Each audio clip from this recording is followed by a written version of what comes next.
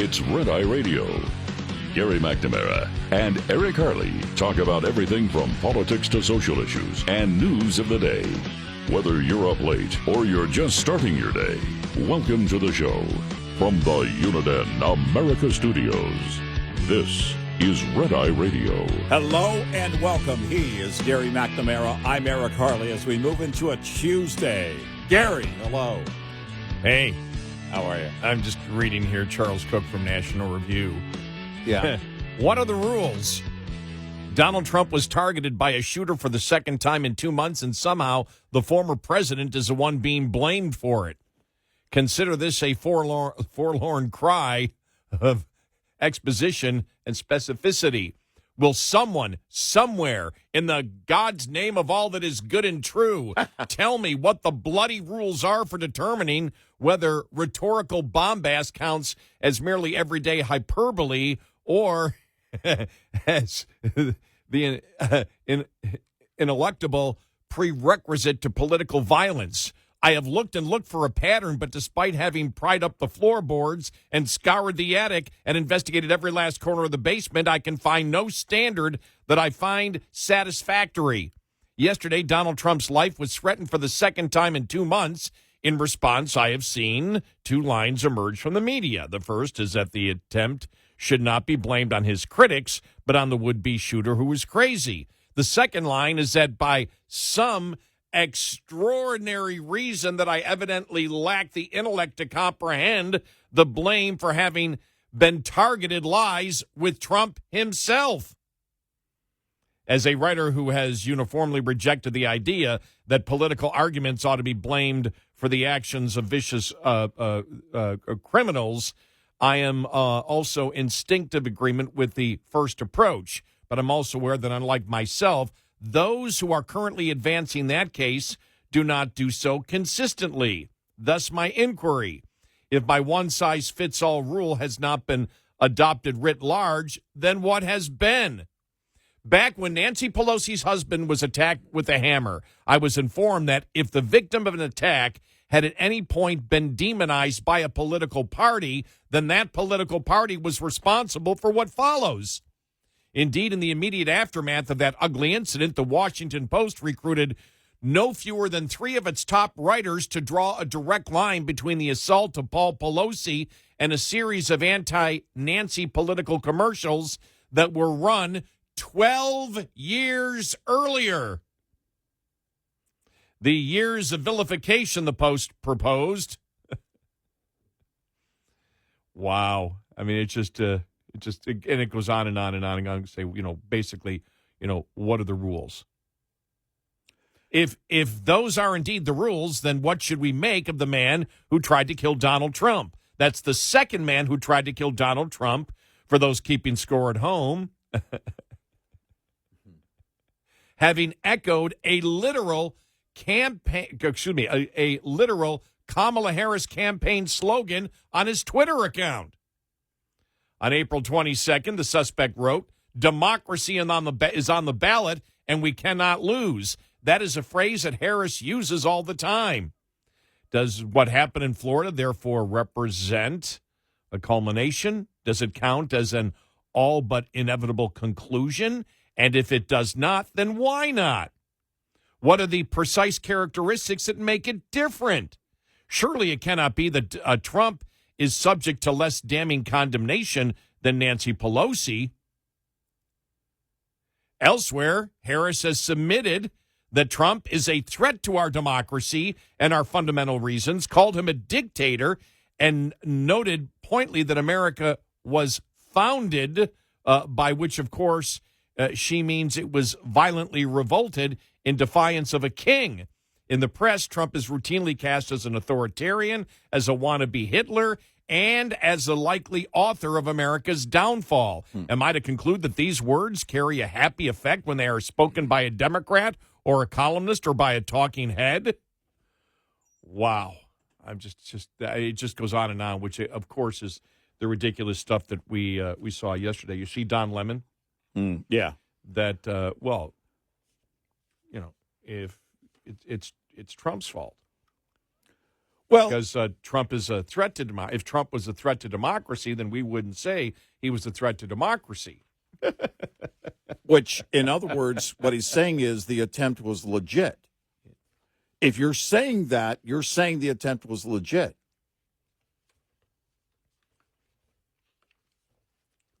That's the only conclusion you can come to.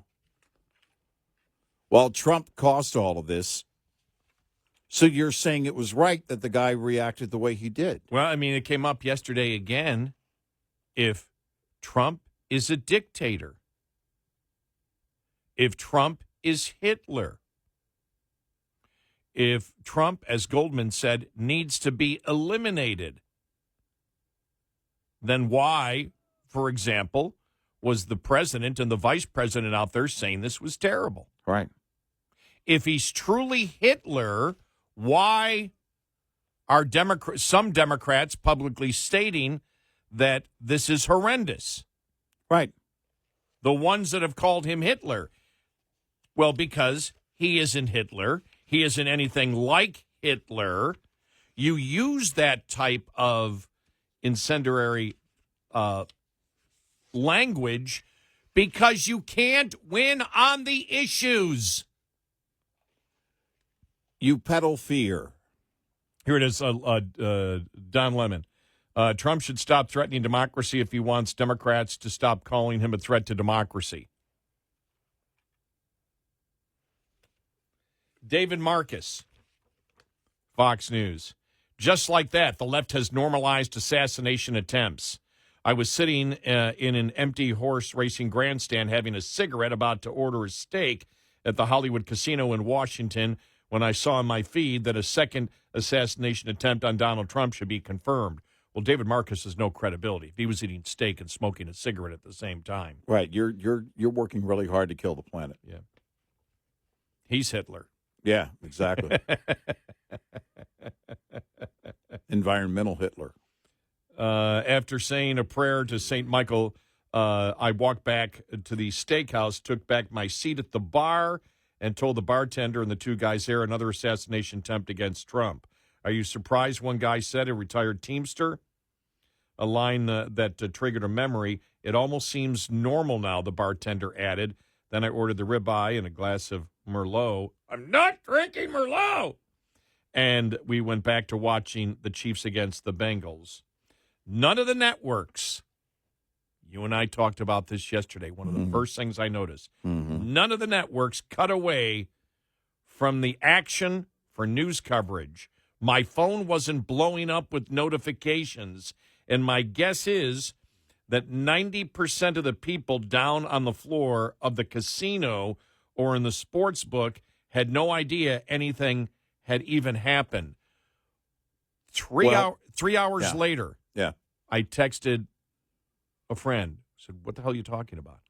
No idea. And watching football the entire afternoon. No idea that the assassination attempt happened. We know that if such an attempt had been made on Vice President Harris's life, the games would not only have been cut away for the news, they'd likely have been suspended. But this is more than about media bias. It's about our social callousness.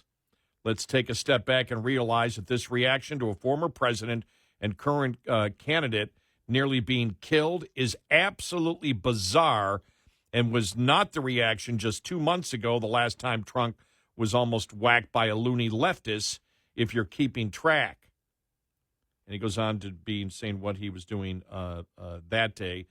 To be fair, the horrible events in Butler were more dramatic. You had somebody else killed. But if the Palm Beach assassination attempt had happened on July 13th instead, then everybody would have been stunned. The normalization of the assassination attempt on Sunday was palatable. Regardless of every politician and pundit on all sides, for the most part, furrowing their well-plucked brows and decrying political violence. The desensitizing of murder attempts against political opponents is a danger that cannot be overstated. And it's true. I noticed that. That's what we had talked about yesterday. And the justification of it, there seems to be, and you've seen it, whether it's Don Lemon, whether it's, what's his name, Goldman, whether it's, whoever is out, whether it's, Vindman's wife, yesterday, his ears are okay, so what does it matter? Let's move on with life. Right. It doesn't mean anything to these people, and we have stated before, when you build a culture of rot, and I will go straight to, as I did yesterday, the identity politics of Democrats. When you are a racist party, when you're a party that does not believe in freedom of speech, when you believe that it's okay for the government to censor,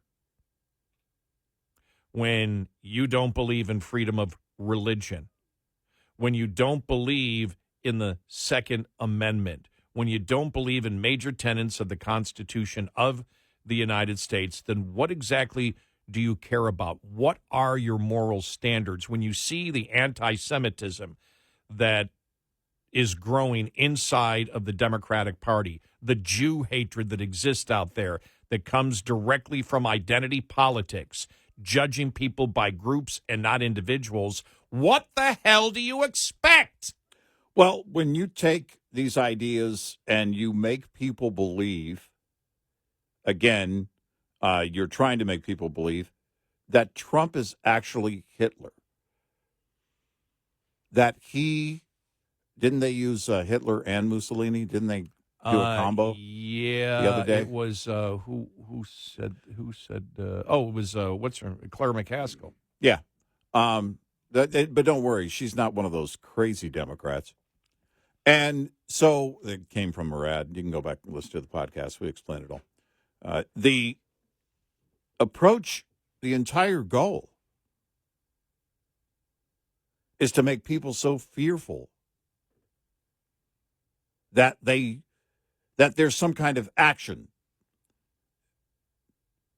By no means does that mean everyone is going to attempt to assassinate a former president, but it means that they're going to act accordingly based on false fear, based on lies.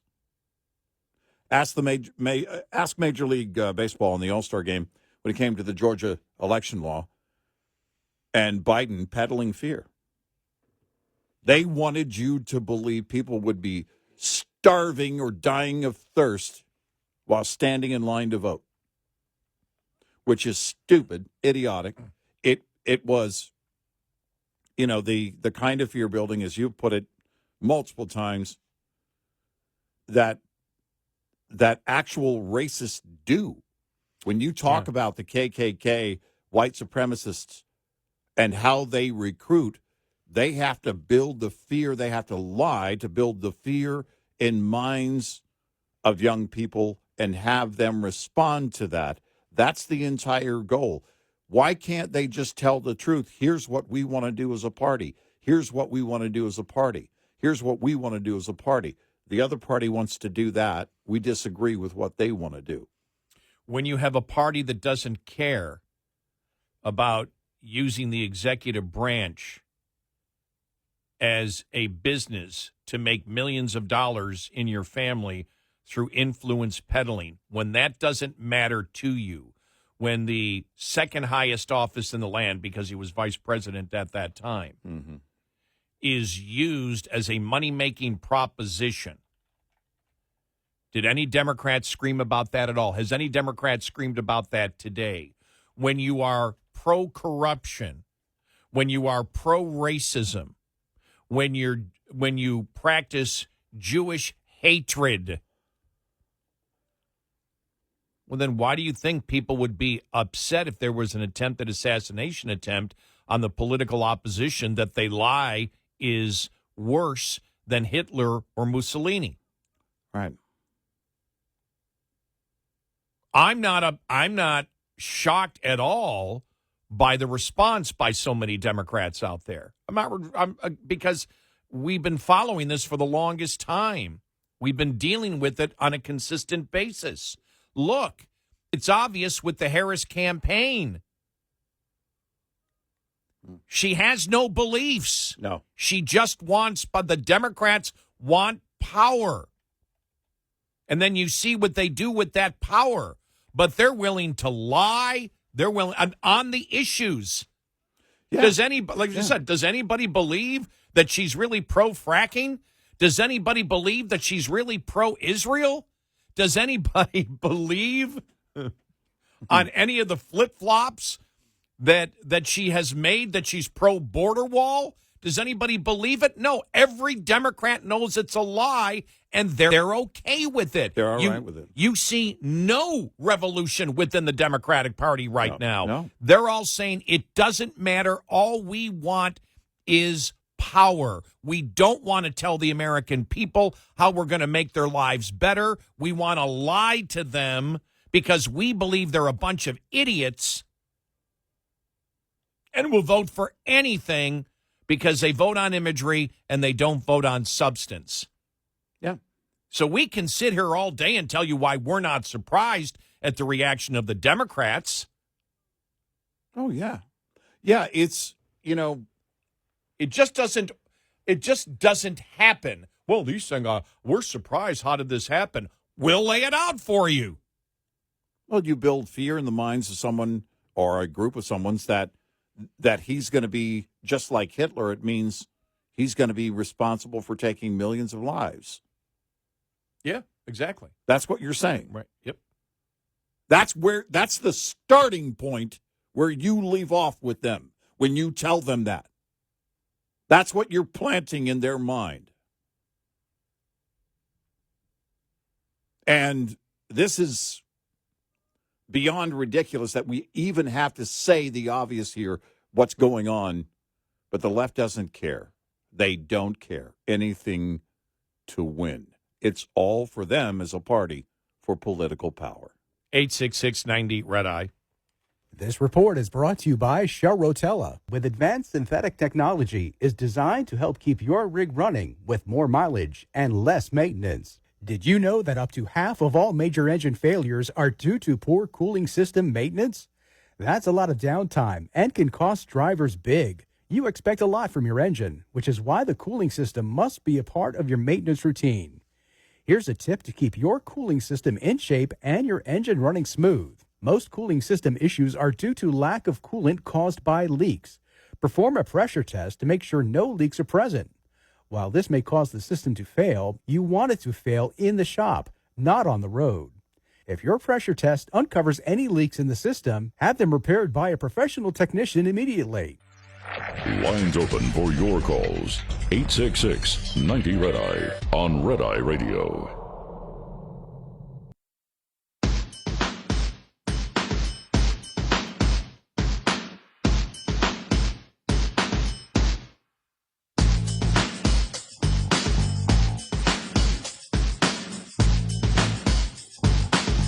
It's Red Eye Radio. He's Eric Harley, and I'm Gary McNamara. Still a ton of questions to be answered. I heard that the suspect, the attempted assassination suspect, was in court and said he really doesn't have any money. Well, then how was he flying back and forth? How did he do everything?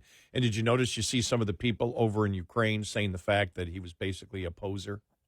Which Exactly. you and I kind of alluded to yesterday on the program. Something didn't seem right in the history of what he had been posting about Ukraine and that whole thing. It just seemed like it came off to me as virtue signaling and nothing more, nothing less. And, somebody who wants to post as if they're saving the world, but they're not actually doing much of anything at all. So, but yeah, as you mentioned, tons of questions still to be answered.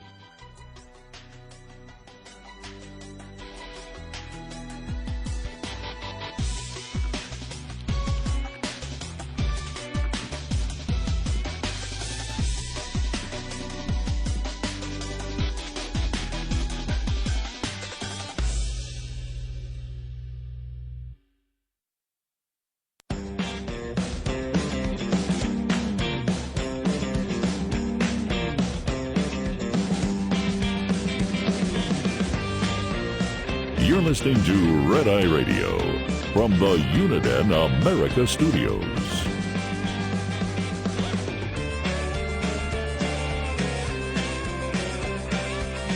It's Red Eye Radio. He is Eric Harley, and I'm Gary McNamara. Let's go to Tracy in Tennessee, which is who is really just backing what we just said. Tracy, welcome. You're on Red Eye Radio. Hi.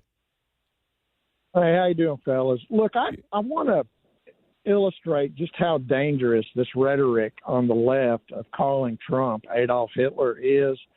Okay, Adolf Hitler was responsible for the death of tens of millions. Who in their right mind, if they had the ability to go back to 1938 Nazi Germany and kill Adolf Hitler, who in their right mind would not do that if they had their chance? That is what the people on the far left with this rhetoric are saying right now. And you cannot tell me that there are not more than a handful of people in this country that aren't of the right mind that don't believe exactly that they have an obligation to remove somebody from this country, from the face of the earth, that is as evil as Adolf Hitler.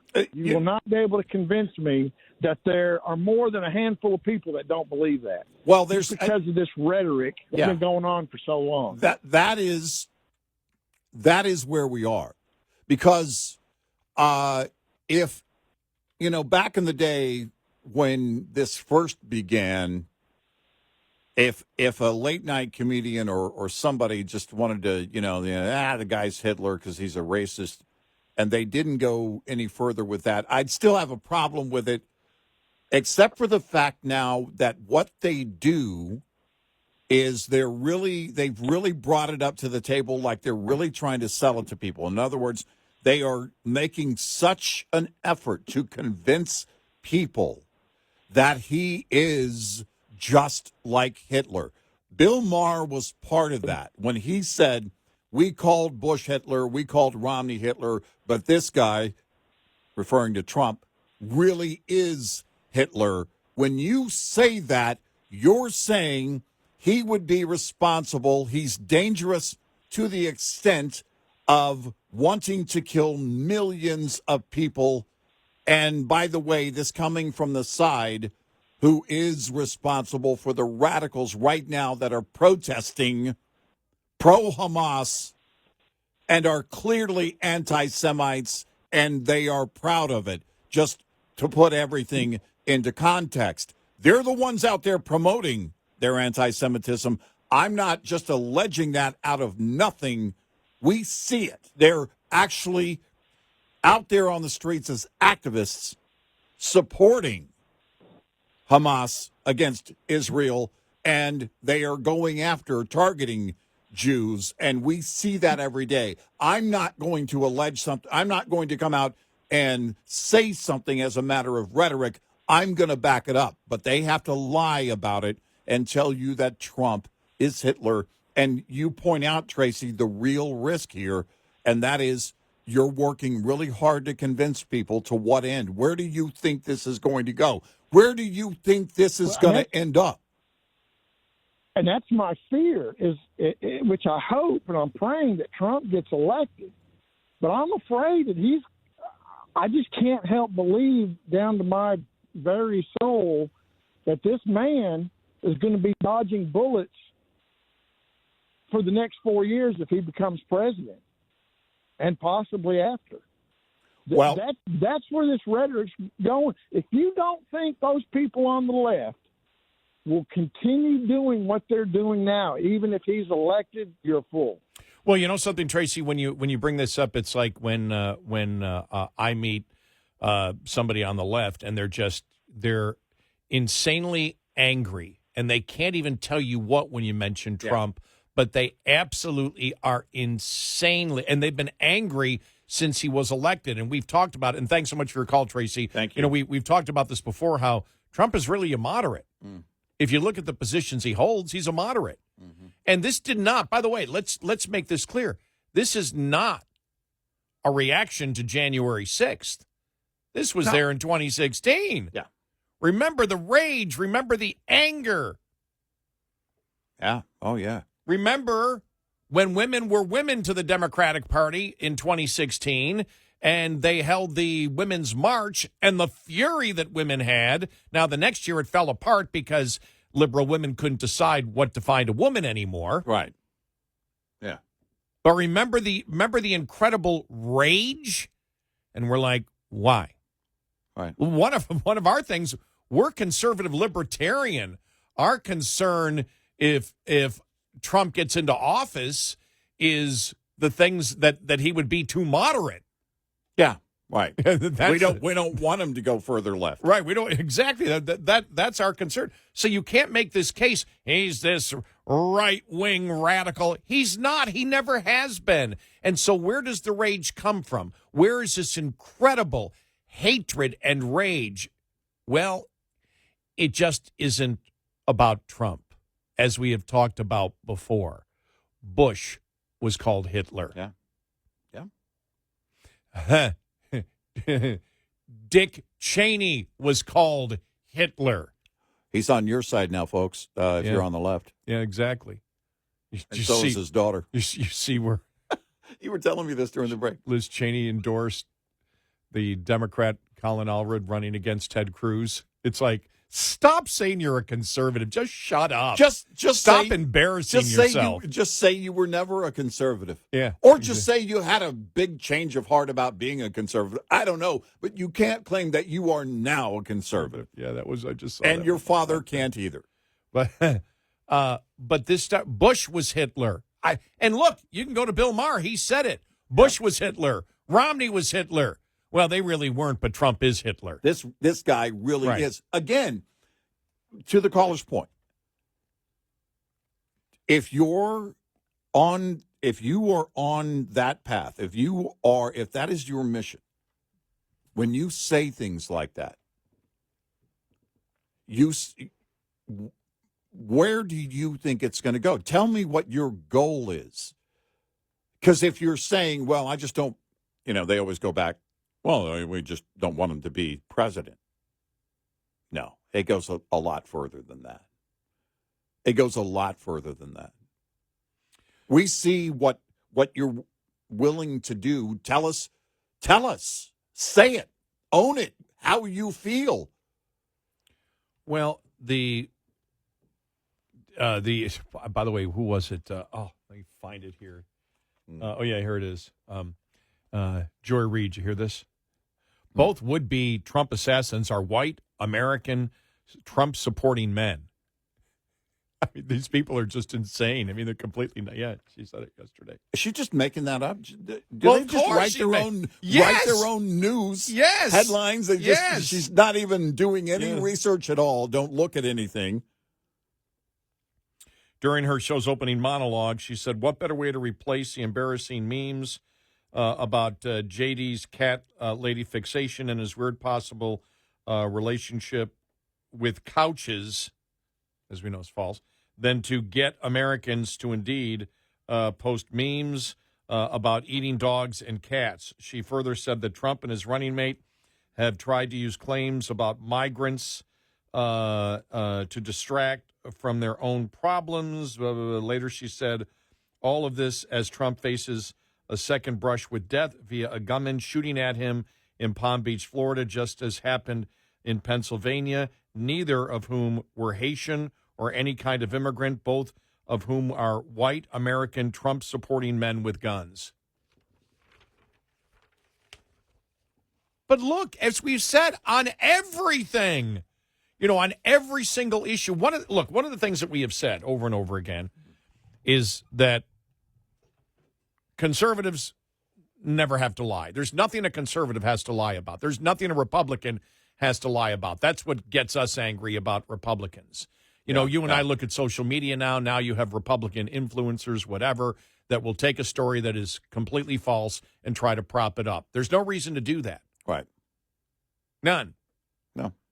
There's no reason that you have to discuss anything except where the Democrats stand on the major issues and where you stand, and you can destroy them rhetorically each and every day. Yep. You don't have to exaggerate. Nope. You don't have to jump on a story before you know all the facts. You don't have to do any of this, yet we do. excuse me, they do. They do. Not we. Yeah, Got yeah. nothing to do with me. Yeah. They may agree with me on the issues, but they don't agree on how to communicate that. That's infuriating to us because Democrats have to lie. Yeah. They have to lie. Why do they have to lie? Because they can't win on the issues. That's why Kamala Harris became Kamega. Yeah. Is because she knows she cannot sell to the American public what she truly believes. That's what it gets down to. What it gets down to is they know they can't win if they tell the truth. Republicans can win if they tell the truth.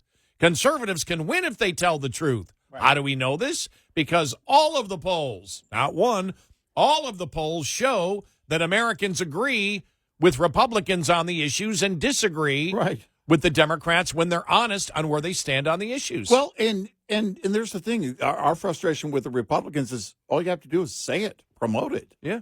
Do a better job at promoting it. Don't exaggerate anything. You don't need to. Right. And that's now, again, whether it's the right's own, or I won't call them the right because I think they're more populist than right. A lot of these influencers that are doing this on social media, and there's no reason for it. And you should have the leadership of, and I'm talking about Trump. Trump should tell them, stop it. Trump should be the one saying, we don't need to lie. We don't need to lie in anything. Right. Trump gets into problems when he does over stuff that's stupid. Democrats lie about where they stand on the issues. Right. Right. Trump will jump on a story before it's complete, and they'll say, see, he's lying. Yeah. And the migrant story is still incomplete in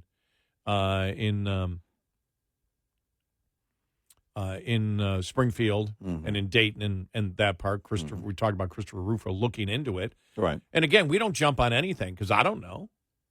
I'm not there. And so what we look for is, it's like, okay, what do we know 100%? There's a ton of stuff we know 100%. I don't need to sit there and go, okay, we know 80% of the story. Let's say that it's true because we got 80%, even though we don't know what the other 20% is. I don't need to do that. I can win on every issue with 100% of the truth. Right. Yeah, But if you can't win on the issues, see, that's what happened. That's what happened last week after the debate when Trump went down a couple of rabbit holes. Is the independents didn't care. They go, okay, they're just jumping down rabbit holes. Where does he stand on the issues? Right. And that's the problem that Democrats have. They can't win on the issues. We told you the Atlasintel polling yesterday, which they were the number one pollster. They were the most number one. They were the most accurate pollster in the 2020 the 2020 president. I forgot what year we're in. I do that all the time. And because when you say 2020, it sounds like ages ago. I know, but it also sometimes feels like it was 5 minutes ago. Yeah. So when you look at the Atlasintel, I mean, Trump leads mind-boggling numbers on every issue except abortion. That she's only up by 2 points. Only 2 points. Wow. And climate change in the environment. Oh, by the way, where are all the hurricanes? That story came out yesterday. This was supposed to be one of the most deadliest years ever. 23 named storms. 6. Yeah. Well, I was looking at the thing of, the El Nino, La Nina thing. I mean, they were all, it's going to be the worst year ever. It's going to be the worst. It's like, yeah, but it never materialized, so we're sorry about that. Our bad. I mean, I really think right now there's a lot of clickbaiting going on with the whole weather thing. Clearly there is with climate change stuff. But even the weather stuff, it's like, there's a chance that there's going to be, it's like, hold on a second, calm down. And it's clickbaiting. If you haven't heard those, the latest poll from the Atlasintel pollster, that was the most accurate pollster of 2020, will bring you what they said coming up on the top of the hour. Okay. You'll want to hear it. 866-90-RED-EYE. Get in touch with Red Eye Radio, toll free at 866-90-RED-EYE.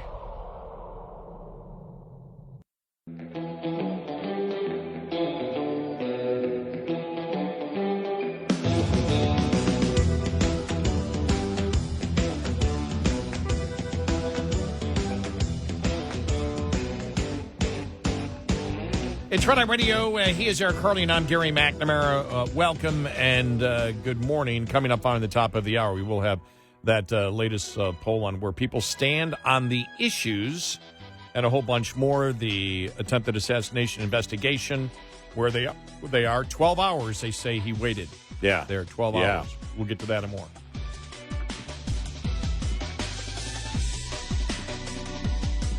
Top of the hour news is brought to you by House Products. Visit houseproducts.com. This is Red Eye Radio on Westwood One.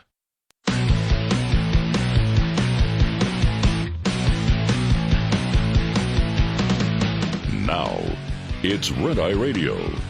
Gary McNamara and Eric Harley talk about everything from politics to social issues and news of the day. Whether you're up late or you're just starting your day, welcome to the show. From the Uniden America Studios, this is Red Eye Radio.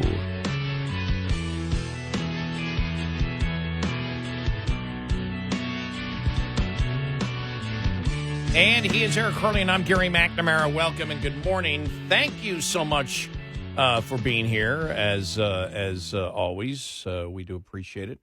If you'd like to get in, 866-90-RED-EYE. Let me get back here. I want to look at this here. As we said, when we talk about the rhetoric that comes out, when you hear Republicans, for the most part, talk about what they wish to do, where they stand on the issues. Democrats don't, as you see it right now in the campaign. Trump doesn't lie about where he stands on the issues. He goes down stupid rabbit holes. He'll jump out on a story before it's totally complete. But the fact is, none of it is where he stands on the issues. Right. He doesn't lie about where he stands on the issues. Democrats lie. We've seen it in the Biden administration, and it continues now to the Harris campaign. They lie about where they stand. Yep. They're not pro-fracking. They're not tougher on the border. That's completely false, as we all know. Did I say pro-fracking? Yeah. Their ideas on energy and how to make industry go are as socialist as you can get. They pretend that they're not, but as we know, and everyone knows it because when Trump said it was one of his best lines, I was going to send her a MAGA hat. Yeah. All of her top positions now are where I stand. Right. Why? Because the American public agrees with it. Now, if the American public is as despicable or deplorable as they've been called, why are Democrats now not upset that Harris is endorsing the major tenets of what Trump believes,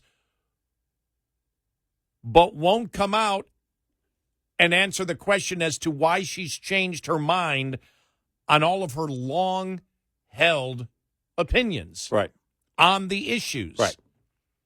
But why aren't Democrats upset? If Trump is that bad, there's a couple of things. If Trump is that bad, if Trump is Hitler, if he's Mussolini, if he's the worst out there, I saw Ellie Mistel on MSNBC going with Scott Jennings. He was like, well, if Trump it would ever stop his rhetoric of blacks and women. What rhetoric? Where's the rhetoric? What's Trump's over-the-top, insane rhetoric that compares to Democrats calling him Hitler that he says about blacks or women? Right. Well, they make stuff up as they go. They make stuff up as they go along. Everything on race, every single point that the Democrats have made on Trump being a racist is a lie. Because Again, if you see anything about like Charlottesville, it has to be edited. They have to, which is lying by omission, leaving out the entire quote from that day, his entire quote. Why is that? When the Trump campaign posted the interview that Kamala did over the weekend, our new ad just dropped. Here it is. yeah. And it was the entire interview. Now, the interview itself was edited, but they didn't. I don't think they edited anything, the Trump campaign. The fact of the matter is they don't have to edit it to a point of making her make a point that she didn't make.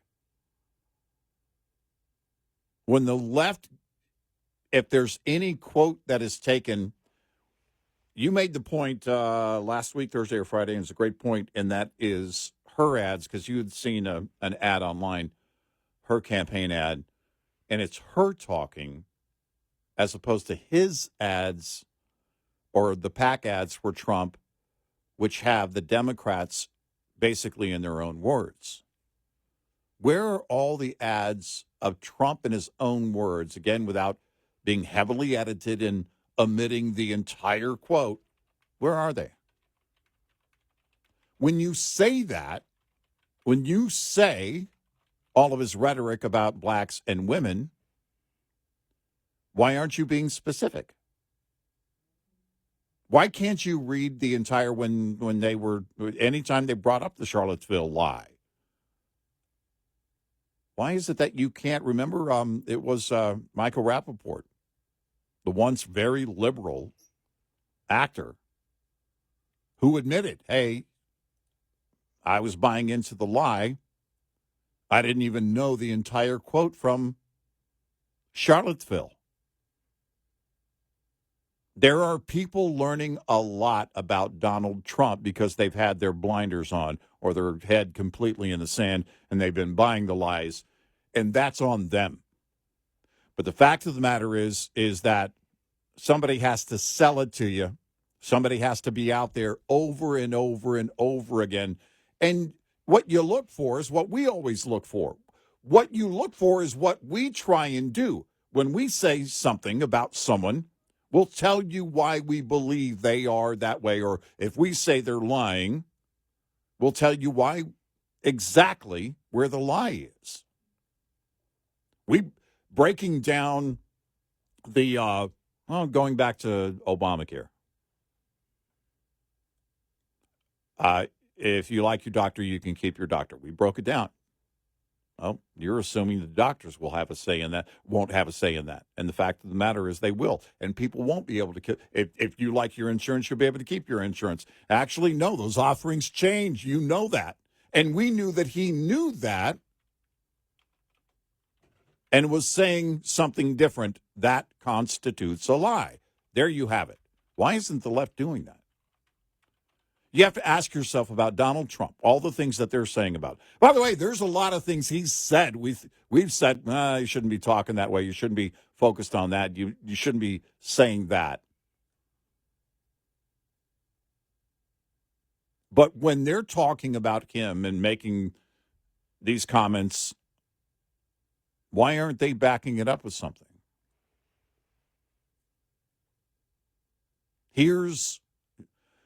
In today's world, you've got all the room you need. You've got your social media pages. You could have a YouTube channel. You've got any of these people that have any influence at all on the left have multiple ways to take their time in breaking it down and showing the evidence of what constitutes their allegations on Donald Trump. It's the easiest. In fact, right now, the entire world, the information age is set up for you to take your time and speak your mind and demonstrate clearly to the world. Bring the evidence. I'm not saying that they would do that in an honest way, but if you're trying to convince people, telling them the truth is where you begin. People, again, will put blinders on. Some people are okay with the lies, and they just go along with the lies and repeat the lies. Those are the soldiers. But in terms of trying to convince people, hearts and minds, and changing people's opinions or convince them of one thing and drive them to a point of something, and I don't know what that is. I was asking that last hour with the caller. When you're making these allegations, when you're making these accusations and calling Trump these names and calling anybody these names, exactly what do you want to happen from that? Where do you want that to go? Where do you think it's going to go? I did not want Hillary Clinton to be president. She's not Hitler. She's Hillary Clinton. That's enough for me to say she's Hillary Clinton. Because I can tell you the things that I believe, whether it's back in the day, the issues are, but we're so far removed from that because the left won't engage in talking about. They won't talk about the issues, or if they do, it's a lie of where they stand on the issue. Or now her part in the entire Russian hoax and what she was doing to get elected, which includes for you on the left, Hillary Clinton and the Democratic National Committee working hard to make sure she was going to be the nominee and that Bernie was not back in 2016. This is the entire goal. I know why. I know what Hillary is trying to get out of it. I know why she would lie. I know why she would do the things she's doing and has done, because she wants to get power from it. And by the way, yes, they do all lie. But when we talk about building something, building fear in the minds of people, and there are things to be afraid of. There are things, real things, to be fearful of. Losing our freedoms is something we should be greatly concerned about. And the remedy to make sure that we can maintain, that we can preserve that liberty as voters, is to get out and vote and make sure that people like Hillary Clinton and others who wish to have that power and take freedoms away from you are not in office by getting out and voting. It's pretty clear on the issues. I don't have any problem talking about it, and the left is absent. They're not even on the planet anymore when it comes to issues. Look, you would think that at some point they would try and get back to the just talking about the free stuff they want to give away, which I disagree with, and that's not really an issue. Well, I guess it's a spending issue, certainly, but it's the old playbook. They don't even want to do that anymore. I mean, they're throwing out some things, but everything really points to being targeting, throwing at, in the proverbial sense, Donald Trump. It's all down to one guy. As we've said many times, what are the indications that he would be a Hitler or a Mussolini? Right. But then again, remember, it's not just about him. They were doing this with Bush. Yeah, they did with Bush. They were doing it with Romney. Have gotten more desperate, I guess. They're working really hard to sell it. It's the car salesman that's already gone back to his manager twice. Well, it's hard to sell it when the person's already been president for 4 years. Well, there's the problem they have right now. Not only that, but they know their candidate is weak. Yeah. Kamala Harris is not a leader. And she just simply isn't. Yeah. And how do we know that they know that she's a terrible candidate? They said it. Yeah. Democrats said it. Yeah. Democrats thought it. Right. This isn't like you guys are making an assumption that we didn't love Kamala Harris. No, we're not. No, you told us. Well, and we played the audio from Anderson Cooper from September of last year in an interview. I forget who he was talking to, but he was basically, they were having the conversation. Should she remain on the ticket? This is long before they were talking about Biden dropping out of the race and not running again. They were talking about her being a drag on the ticket. And now, again, it's the second coming of Obama. Well, not really. Who said she was the hope and change candidate? Oh, it was... played that audio yesterday.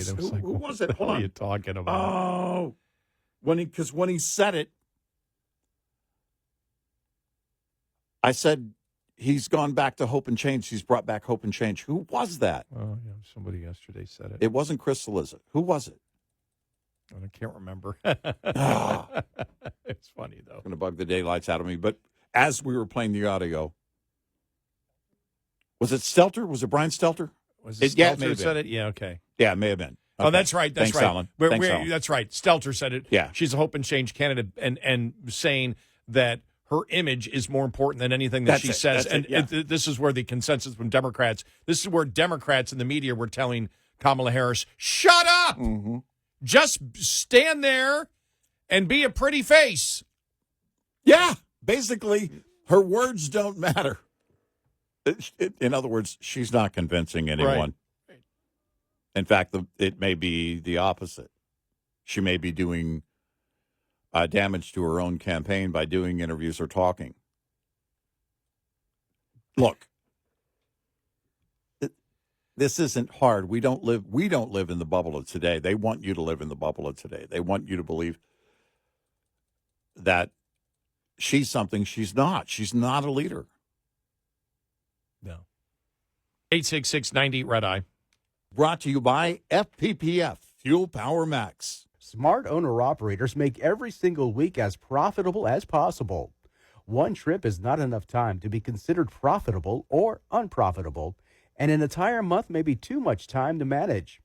1 week is the right amount of time to deal with efficiently. To do so, look at the advantages and disadvantages of every day of the week. Match trip length to the optimum day of the week. Plan to deliver on the day you have the best opportunity of getting a load.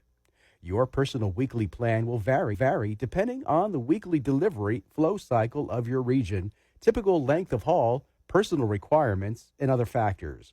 What's important is to have a specific weekly plan that helps you be successful. Owner-Operator Business 101 is provided by Overdrive's Partners in Business program. Go to overdriveonline.com to the Partners in Business section of the website for more details on this and many other topics. Brought to you by Shell Rotella, with advanced synthetic technology is designed to help keep your rig running with more mileage and less maintenance.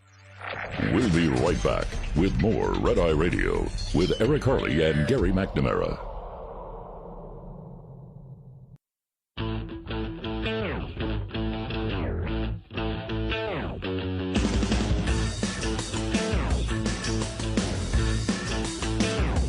It's Red Eye Radio. He is Eric Harley, and I'm Gary McNamara. Let's go to Robert in Illinois. Robert, welcome. You're on Red Eye Radio. Hi. Hey, Robert. Hello? Hi, how are you guys doing? Very good. Yes, hello? Yes. Hi. I wanted to make a point about, they constantly say that, for lack of better phrases, the moniker MAGA, that we're a threat to democracy. I think we should run with that. I mean, the democracy is two wolves and a sheep voting on what's for dinner. It's 51% telling 49% how to live. I mean, we have democratic electoral systems and a democratic kind of House and parliamentary system, but we're a representative republic, which is supposed to protect the minority. So, yeah, if you want to say I am a threat to that, fine. I will. Yeah, but people understand under the umbrella of democracy is a constitutional republic. What they're trying to imply. If you're talking about a specific that under the umbrella of democracy, we wish to have a direct democracy, which many Democrats do. In fact, they've promoted it with getting rid of the Electoral College, getting rid of the Senate. Yeah, I mean, that's why I laughed the other day when Kamala Harris said, Donald Trump is against the Constitution. And we burst out laughing, saying this from the party that believes that censoring of Twitter was okay. And when she says threat to democracy, it's coming out of the mouth of a person who became the nominee without one vote. Yeah. So, yeah, but that's why I go ahead. challenge that because and the only reason I bring this up is I still serve tables and bartend, so I work with a lot of younger kids. Yeah. And what they keep saying to me is that, and I try to explain to them that that's not the system we have, and it's been so perverted with all these alphabet agencies that have no oversight at all. Right. Yeah. Oh, yeah. Yeah. Thank you, Robert. We appreciate that. Thank you. Mm-hmm.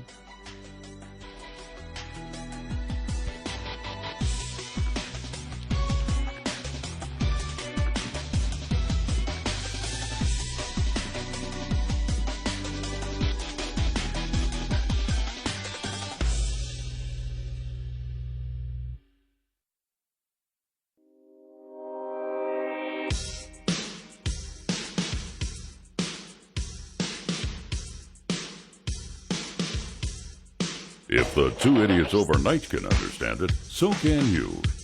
Red Eye Radio.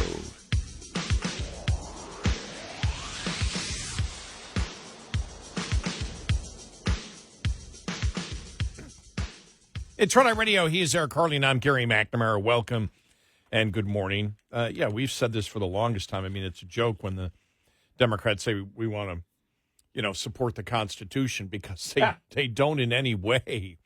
When you look at again, nobody was upset at all. I don't know one Democrat that was upset that Twitter was censored and the government and the FBI was involved in censoring what came out of Twitter and other social media in the election of 2020. They don't care.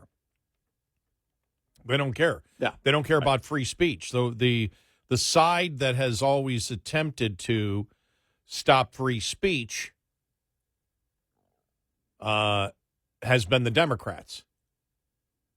And when you look at, John McCain, who was involved in McCain Feingold, he was an outlier Republican on that. Yeah, right. And absolutely against the First Amendment, which is why the Supreme Court overturned it. When you look at the abortion issue, it's the Democrats that don't want to follow democracy. They don't want the people to be involved in deciding when life begins. They want a court to do it. It's not how our system works. I went through the Dodd's decision. Wow, over 2 years now, isn't it? Mm. Wow. Yeah. 2 years. Every argument I had, every debate I have, because none of them were really arguments. The people that I talked to, all women, listened to me. They didn't scream and go crazy. I told them, I said, well, no.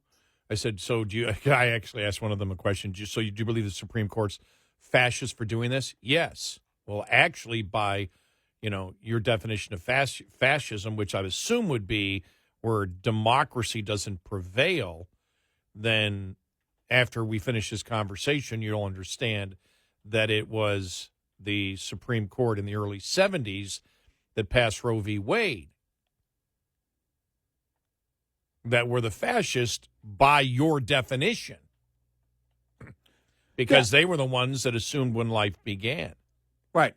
They're the ones that did it, or when they don't get to do that. The people, through their elected representatives, get to do that. Every single woman I said that to who was pro, again, every one of them weren't even. It's amazing that you would think that the passion of liberal women on abortion, that they would even have a clue that when they would say, it's my body, that they would realize, well, then you have to realize you have to be for abortion till birth. Right. None of them did. And I found that quite interesting, that on an issue that they claimed was their issue, because it's about my body, wasn't about their body. Right. Every single one of them, because not one believed in abortion till birth. I said, well, then it's not about your body. What are you talking about? Because I asked you for abortion till birth. You said no. Oh, yeah. So it's not about your body, because at some point, while that human being is inside of you, there's a point where you believe it becomes a human being, and that the government can tell you what to do with your body. Right. They looked at me as if they had never heard that concept before. It shows you how little people think, even about the issues that they're passionate about. Well, it's because it's repeating again what the chant has been. Whatever the and it really doesn't go further than that with a lot of people. And abortion is one of those issues that is not going to it's not like the economy and inflation where you're getting hit every single day with it. You're not faced with that decision on abortion on a personal level every day. I'm not going to say it's fully in the abstract, but it's more in the abstract than it is in reality if you're looking at it on a daily basis. And even AOC, after the decision came down a couple of years ago, the Supreme Court is wrong. What we need to do then now is take it up on Capitol Hill. That's exactly what the Supreme Court said. Yeah. The lawmakers, the people's representatives, if they want to decide where life begins, can do that. And so what we find is what because we've been doing this for a long time, is so many people on the left on the major issues that they claim that they're about democracy, and they aren't. Right. And they're so surprised. Most of Democrats that I found will never let you get to the point where every woman did that was pro-choice let me get to. They didn't go crazy. Now, a couple said, well, I won't argue with you again, as if that was an insult towards me. It's like, well, I'm not going to argue with you again. It's like, but this is simple stuff. As long as you get to keep wearing the championship belt, nothing matters. Exactly. But that was all about, again, you're claiming that their opinion was that the fascists were the Supreme Court in Dodds, and within 5 minutes they understood they were not. In fact, their side, by their definition of fascist, were the fascists. Right. Right. And so it shows you when you do this, and again, we do this for a living, and I've done it now for 35 years in 2 weeks, a full 35 years, talk radio, that is, Radio 42, and I think passed in July. But, yeah, you find out that people have opinions, and they scream democracy, and they have no idea. It's like, well, you scream democracy, but then you believe that free speech should be limited. Hillary Clinton, I'll play the cut here in a little bit.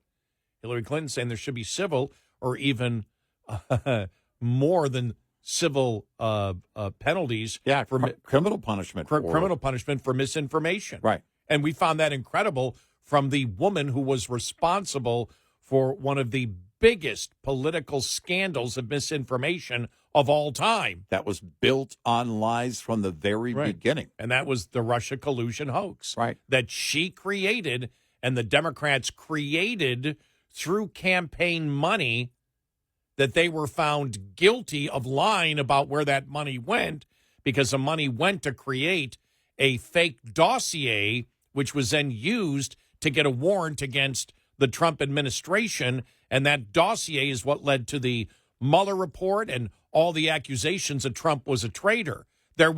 I don't know of a bigger example of misinformation in American history, in American presidential history. And also, is it misinformation if a sitting president steps up to a podium and wags his finger and says, I did not have sex with that woman? Should that be punishable? I mean, I'm sure there was some kind of punishment. Come on, it all depends on what the definition of is. Or the definition of sex is, or the definition of Remember those shows? Yeah. Oh, my gosh. That's not sex. Yeah. Sex is sex. The left was the right is only, they're obsessed with the sex thing.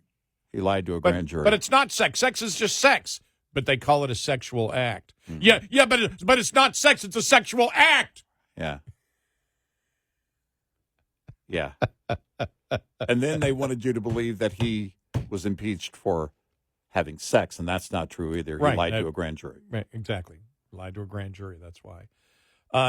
So as over the years we used to debate liberals. It was good to be able to debate those women that were all pro-choice on the Dodd's decision, and they all realized that they were wrong in the opinion that they held.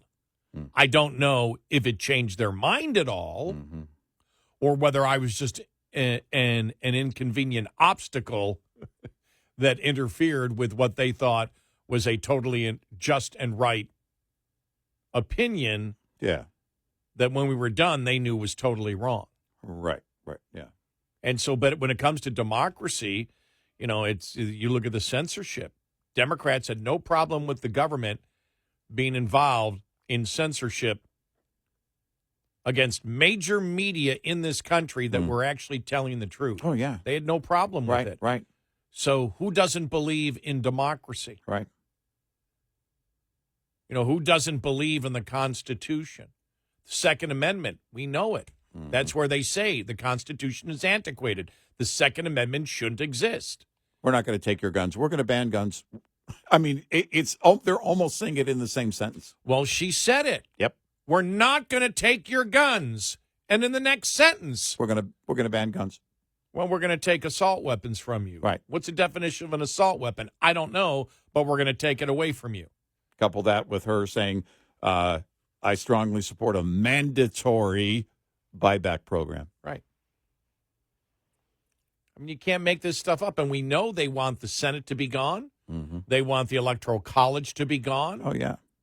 They don't believe in by what they wish to do to the Supreme Court, by packing the Supreme Court. They want whoever gets into Congress or whoever gets into the executive branch can then just say, the executive branch is going to determine the opinions of the Supreme Court by packing the court more. They wish to take away the separation of powers inside the Constitution with the executive orders that they are not upset about at all, that have been found unconstitutional. They wish the executive branch to take over the legislative portion. We can go all day how Democrats do not believe in the Constitution. We believe in democracy. It's just not this democracy. Exactly. And what democracy do you agree with? One that will get me my way all the time. Right. Well, that's it. And that's why it's an ever-changing rule book. Yeah. What's allowed is anything we agree with at the moment, which changes.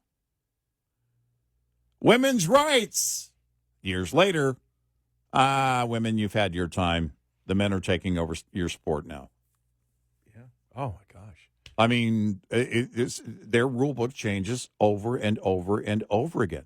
There was a funny thing when Ellie Mistel on MSNBC was going after, he was originally there, but he was arguing with Scott Jennings and on CNN. And talking about, what about Trump's rhetoric on blacks and women? What do you mean? What do you mean rhetoric on women? Right. On what issue? Where he's publicly come out, right, and demean women and thrown out misogyny towards women, like the entire Democratic Party, the misogyny they have towards women right now. Right. It's absolute misogyny. And Keith Olbermann going after Riley Gaines. Oh my God, that was mind-boggling. Yeah. But there's no self-awareness. No. They don't see it. They don't. Because they don't care. Anybody who is a threat to their agenda is a threat, full on. And it doesn't matter their racism, their bigotry. their misogyny. They don't care that they're basically promoting it. And by the way, I think this is another time when Republicans stop being such stupid idiots and understand you can win the debate on racism against Democrats. I'm calling them names because they can't get it through their thick skull that it's the other side that is blatantly racist and you can use it against them. Mm-hmm. Stop being stupid, Republicans. Mm-hmm. Stop being dense. You can defeat them on that argument so easily. They are bluntly racist and misogynist. They're anti-women and they're racist. Yep. 866-98-RED-EYE. Coming up, more with Gary McNamara and Eric Harley. It's Red Eye Radio.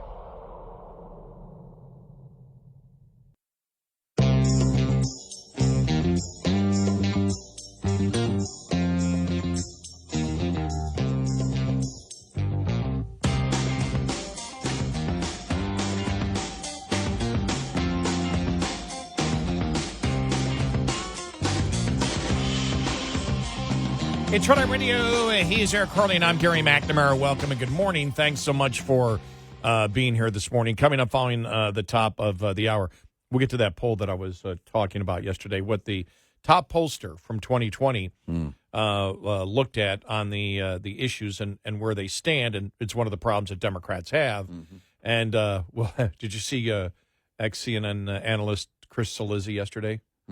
Yeah. On people downplaying the Trump. He's talking about the Democratic Party.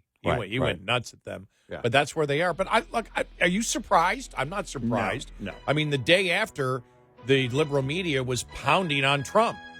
Yeah. I mean, it's mind-boggling in the fact that it hasn't happened like this before, but I'm not surprised that it did. Right.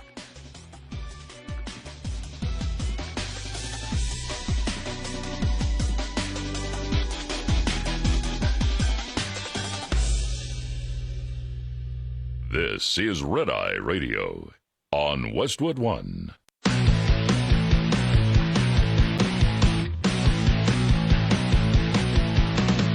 Now, it's Red Eye Radio. Gary McNamara and Eric Harley talk about everything from politics to social issues and news of the day. Whether you're up late or you're just starting your day, welcome to the show. From the Uniden America Studios, this is Red Eye Radio.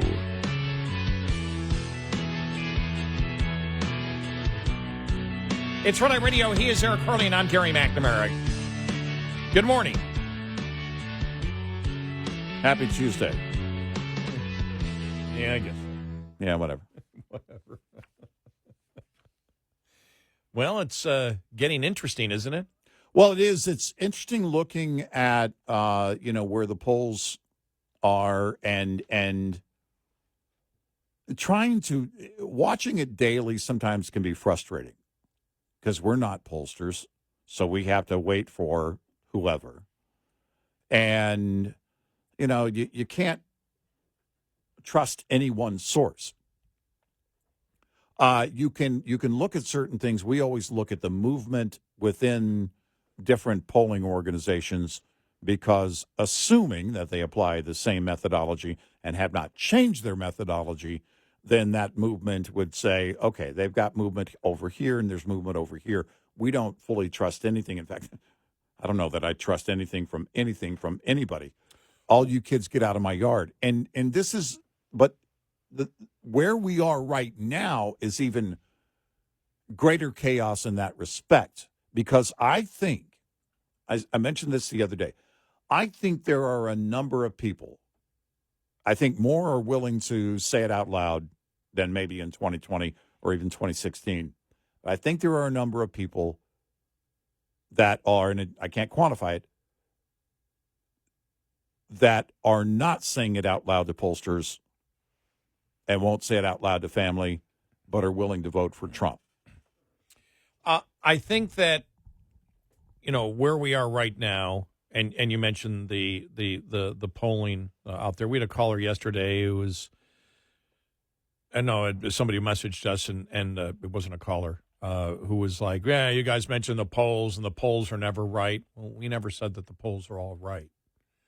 What we said is the polls can give you an indication of what direction a particular race is going, where the inertia is in it. Look, for this race, and you and I had a discussion on this to start this. Well, I think it was before the show ended or mid-show meeting, whatever. Mm-hmm. That the national polls don't count at all. Right. The popular vote total doesn't matter. Even the overall, like the polls that you see that will say, well, in the battleground state, she's up by 0.3. Yeah. As you were saying, that doesn't even matter. What right. matters is each individual battleground state. Yeah, because there was an analysis on CNN, and the guy broke it down, and he was saying, look, national polls don't matter.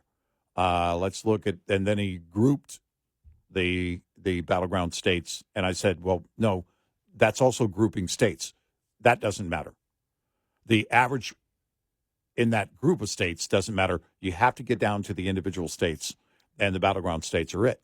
Now, where it does matter is if it is really true, as the Atlasintel poll said, that Trump is up 3 on the national popular vote. That does matter because that means he wins in a landslide those battleground states. If he's up on the popular vote, given the population of New York and California, or even tied, or even tied, or then that would be down. a big deal. Yeah. Well, and that's it. And by the way, to clarify my previous point, the reason I give this whole silent majority thing, we've seen it. People don't want to admit. We've had callers over the years since Trump ran and then became president that say, well, I can't tell my family, I can't tell my friends, I can't talk about that. A lot of the toxicity is gone, but still I think that there's, and I'll just say this, that it is I believe, a viable theory that silent majority, and by the way, majority is a big, and that's a big word in this case, but a growing number, certainly, of individuals who have said to themselves, you know what, we're beyond scorched earth right now, and they're learning, like a Michael Rappaport, about all the lies that they bought into, and that's on them. And then they're looking at this situation, but I think economically, nothing hits hard like the reality right now. Jim Carafano from the Heritage Foundation, who, by the way, he's a national security expert over there, and I follow him on X, and he posted earlier that he disagrees with Hillary and others that are saying that it's only 20% right now on the issues, and he believes no, it's 80% on the issues. And I agree with him, because you have to factor in the top issues, which are the economy, which is the inflation, and the border, the broken border. Well, let me just say because you just sparked something in me, and let me say this and see how many people agree with me on this. I think that what you saw yesterday, which was so, I'm not surprised, but it still was like sort of mind-boggling, the attacks on Trump a day after another assassination attempt. And I say mind-boggling because this has never happened before, this type of reaction from the media. It's Trump's fault that people are shooting at him. It's Trump's fault. Yeah. If he wouldn't say the rhetoric, then they wouldn't shoot at him. Right. It's like, oh, my God, you got to be kidding me. That was so over the top yesterday. Mm-hmm. To me, what I sensed was absolute panic in the mainstream media. That they couldn't even for a day say, look, everybody needs to tone down the rhetoric. They can't do that. But by doing what they're doing, by saying that Trump is a danger to the world, that he's a dictator, that he's worse than Hitler and Mussolini, you're not saying that to grab the independent. Yeah. You're saying that because you're desperately trying to hold your Democrat coalition together. Because the Republicans clearly, not Republicans, the independents clearly, it's about the issues. If it wasn't about the issues, there is no way in hell that Trump would be within 20 points. Right. With everything that Trump has gone through in a normal election, if this was normal times and he wasn't already an incumbent, or excuse me, that he wasn't already a president for 4 years, if he'd be down by 20 points. Mm-hmm. The reason he's not is because it isn't about imagery as much as it has been in the past. It is about substance. It's actually where you stand on the issues. And almost every Republican, I keep saying Republican instead of independent. Well, they're sort of becoming Republican. But every independent out there has said that. We don't know where she stands. We know where he stands. Trump doesn't have to explain where he stands on the issues. We know where he stands. The economy was better. Yep. Well, what's the biggest criticism of her? She can't explain where she stands. We don't know where she stands. She's taking every position.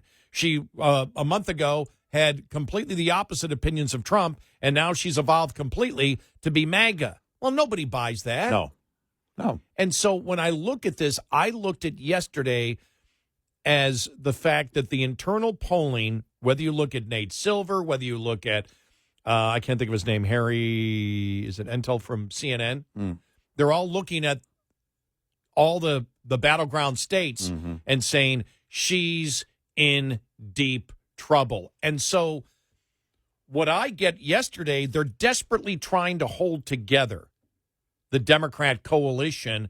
But by doing that, I think they're turning off independents, because independents are saying, look, Trump's not Hitler. Stop it. We saw what he did. Right. Hitler wouldn't have done what he did. Stop with that. I think there's a great possibility that what has been going on right now, the fact of not even taking a pause and saying this is terrible what happened to Trump, people need to stop this, as Chris Cillizza did yesterday, I think is pure panic from the Democrats. That's what I think. They're looking at their internal polls, and they're absolutely panicking. I do think that the poll coming out, because there's polls coming out all the time, but what are the most accurate polls? And when you look at, or what have been the most accurate polls, I don't know what's accurate today. I can only tell you after the election. But when the Atlasintel poll, that was the number one pollster of 2020, when I say number one, the most accurate pollster, they were right there. I mean, they were almost dead on, picking Biden by how much Biden won by. And they have Trump, I think, up close to 3, but it's where they have the issues. This is the thing right here. This is the problem that the Democrats have. Immigration, Trump plus 17. Israel, Hamas, Trump plus 16. China competition, Trump plus 15. Economy, Trump plus 14. Inflation, Trump 14. National debt, Trump 14. Ukraine, Trump plus 12. Combating corruption, Trump plus 9. SCOTUS, Trump plus 7. Wow. Reducing poverty and inequality, Trump plus 6. Wow. Think about that. Trump plus 6 on reducing poverty and inequality, which means what? You've got a ton of voters out there, including, if you've got plus 6 on that one, landslide number of independents that are black, Hispanic, that are saying, you want to solve inequality? Get me more money. Right. Increase my buying power. Increase my saving power, so I can acquire wealth, and then I get to decide what I do. Right. Not the government, not anybody else. Right. Healthcare, Trump plus 5. Protecting democracy, Trump plus 4. Wow. That means a keen understanding of lawfare and everything else. Yeah. A keen understanding of what happened with Twitter and the FBI being involved in it. A keen understanding of the 51 intelligence agencies. A key understanding of Facebook and others, taking the New York Post and banning things that were in the New York Post. COVID and everything we saw from COVID. The censoring of true information to the American public. Well, Who's about protecting democracy then? Is it the left? Education, Trump +3. The only thing where Harris leads, abortion, and that's only by 2 points, well within the margin of error, I believe. And the environment, climate change, Harris +6. That's it. Yep. They're not winning on the issues. This is not if this was an election based strictly on imagery and no substance at all, Biden would have never had to pull out. Oh, yeah. That wouldn't even be a thing. On imagery and the rhetoric from the mainstream media, Right, yeah. Biden would have not had to pull out. Right. It's not. This is what's changing, is people are saying, where do you actually stand on the issues? Where do you actually, where are you? And I view Who's yesterday. going to fix this? That's what they're asking. I've been saying that because that's it. That's what people look in every election cycle. If something, and I don't know when we've had it in modern times, this many things on the plate that are broken. Peggy Noonan, that wrote "Everything is Broken" a few years ago. Yeah, and now it's even more broken. It's more brokener.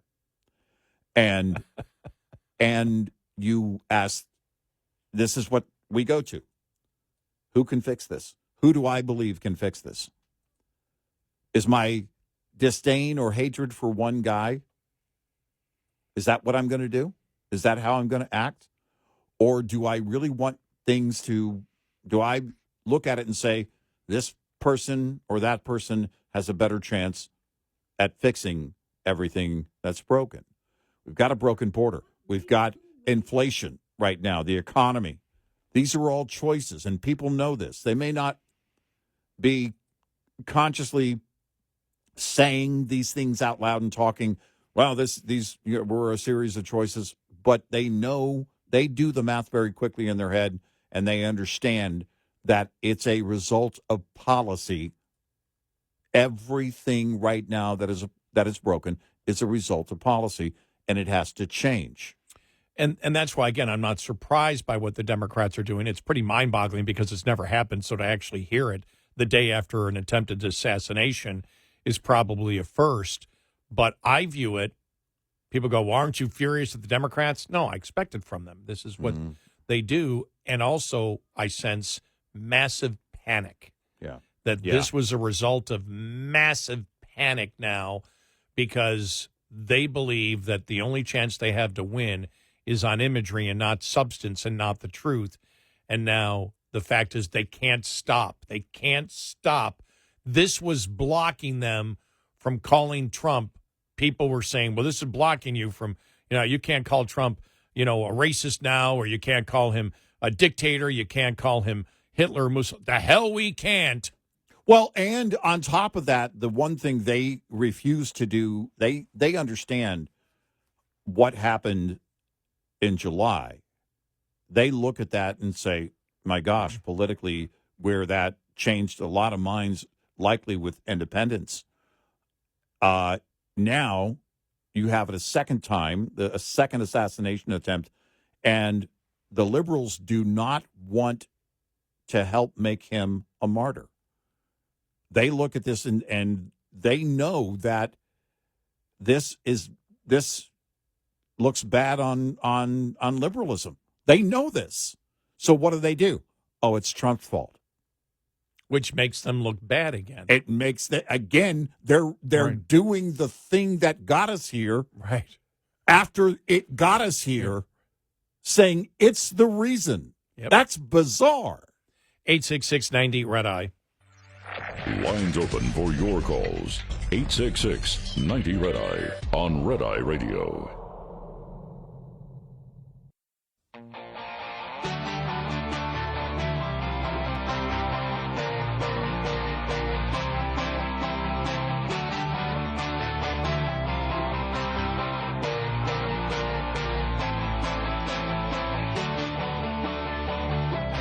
It's Red Eye Radio. He is Eric Harley, and I'm Gary McNamara. I want to play this here from XCN analyst Chris Cillizza. Is he still with the Washington Post?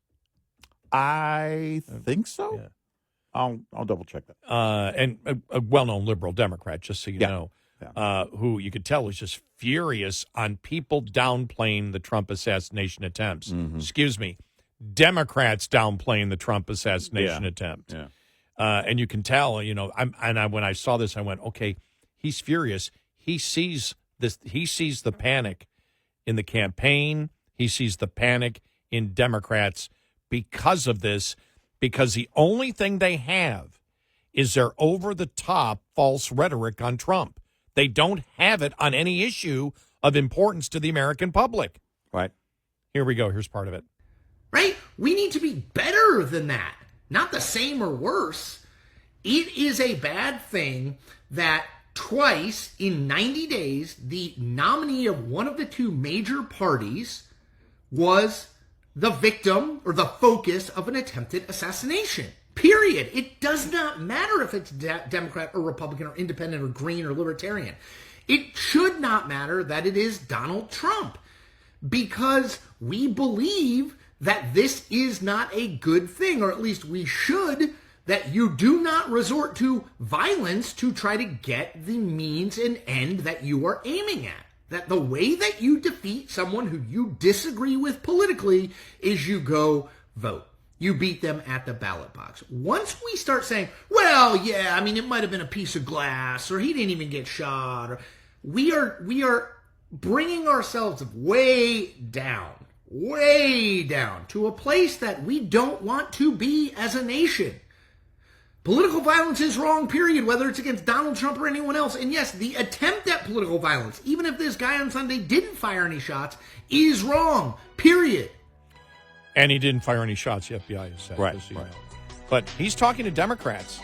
Yep. And by the way, they are that low, Chris. Right. You haven't been paying attention. Exactly.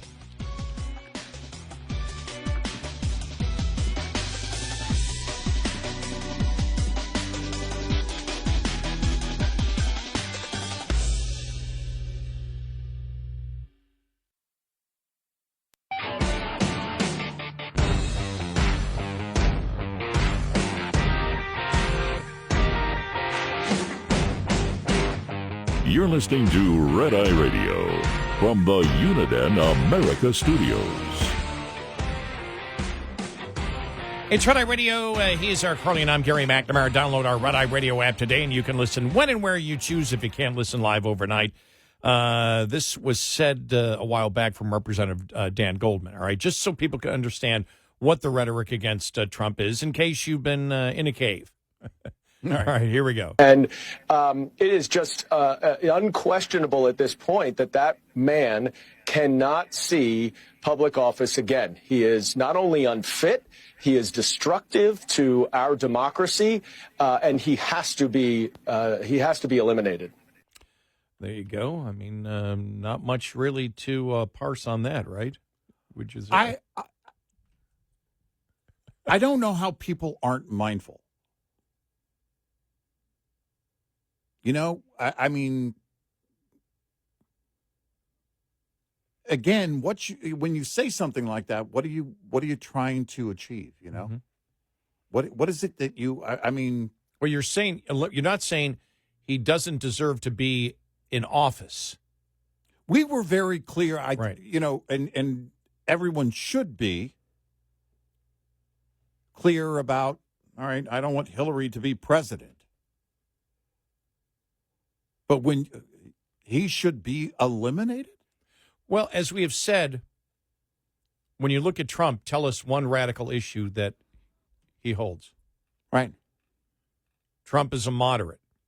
Who was that who finally came out? Was it Ben Shapiro who said it one time finally? A couple months ago. We've been saying it for the longest time. I think it was Ben. Yeah, we've been saying for ages. Yeah. He's a moderate. He's not even conservative. He's a moderate. Right. He's a moderate, conservative / populist. Yeah. At times. Right. And he has held liberal opinions. Right. In the past. But where he is, right now. Right. We have stated, in fact, if you've listened to the show, we've called Kamala Harris a liar when she says she's pro-fracking. Right. that she's tough, would be tougher on the border than Trump. We don't get any pushback because everybody, including every Democrat, knows we're telling you the truth. We have stated since you and I have been together that we wish Democrats would tell us what they really think. Yeah. Promote what you really believe. We don't want Democrats to hide or fake. When Democrats tell us the way that they really think, and you saw a lot of that with their bluntness on identity politics, judging people by groups and not individuals, we applaud them for doing that because at least they're telling us that they're racist. Yeah. With the anti-Semitism, with the whole, we support Israel, but the killing of innocents must stop, and we for a two-state solution. They are being extremely blunt in letting us know they want the destruction of Israel. Yeah. But every time that we talk and say something that you may view as an outrageous liberal, we tell you precisely why. We just don't throw out the label and walk away. Well, that's it, because on fracking, there's evidence, her own words. On we're not going to take away your guns, we believe she's lying about that because Based on her evidence own words. On her own words. And that's on her to demonstrate to the American people, everybody, if she's changed positions on all of those items, to demonstrate where she had a change of heart on each of them. And she doesn't even want to talk to people. She's done a total of 2 interviews, no press conferences. The difference between press conferences and interviews, I think everybody should know. Still no, we're 8 weeks and today 2 days into this, so 58 days, I think now, into this with no major press conference. She won't talk to the media. Yet all our criticisms of her, everybody knows already. It's not, we're just not throwing out, she's Mrs. Hitler. No. Right. Yeah. We're just not saying she's Hitler. We go issue by issue because we can. Right. Democrats can't. Let's hear from Representative Gregory Meeks just 2 months ago. Here we go. Donald Trump cannot be president again. He's an existential threat to democracy. Now, what I think, thank God, Democrats are not Republicans. Republicans just flock in one line. That's something that endangers democracy. That's what happened in the 1930s. The Germans just walked in line with Hitler and Stalin. Good. You got Stalin in there. Oh, okay. You get Stalin in there. They're combining. We've noticed that. Well, but we're still upset that Tojo isn't in there. Right. The Japanese prime minister who was executed after World War II for war crimes. Mm-hmm. What is it? I'm just going to say it's identity politics. It's bigotry towards Asians. Yeah. If they can make it up out of thin air. Right. The reason I'm laughing is because I'm making stuff up out of thin air like they do. And when we do ridiculous. We do it, we're doing it sarcastically, and we have to laugh because we would never debate that way. Exactly. We would never argue that way. Right. But, that's the problem that Democrats have. Trump is not a radical. Right. Trump is as mainstream as you can get. How do we know? See where the people of the United States stand on the issues that Donald Trump believes. And see where they stand, for example, on issues like the border, where they may have disagreed with him a few days ago, and then they actually witnessed what the Democrats did under the Biden-Harris administration. Right. It's based on the issues, and they don't have the high road on any issues. No. On abortion, it's +2 in the latest Atlasintel poll. Well, and you look at it, I wouldn't say that I'm obsessed with the polls, but every day I'm going because it's what we do, analyzing polls and looking at that. And a number of things, stand out, but really it gets down to movement in the battleground states. Well, that's where each state. I'm just bringing up the Atlasintel poll because it was the most accurate poll of 2020, and the fact that it mirrors all the other polls on the issues. Basically, there may be points. Right. There may be some points different in it, but it does mirror. And like I said, should we tell people what the most accurate polling was? When you take Atlasintel, when you take Rasmussen, when you take Trafalgar, those are like 3 out of the top 5 polls for 2020. And so should that have some weight? Maybe. We know that they were some of the most accurate and others were not. And so that's about all you can go on. But yeah, it's not as I said, it gives you an idea where it's going, and you can make the comparison of even all the inaccurate polls back to where they were, and see even in the inaccurate polls, you see a difference of where Trump stands from 2020. If you take the Real Clear Politics poll or even 538, you know that Trump is doing better than he was in 2020, or in the polls even in 2016 at this particular time. Right. Yeah. And so those are the things.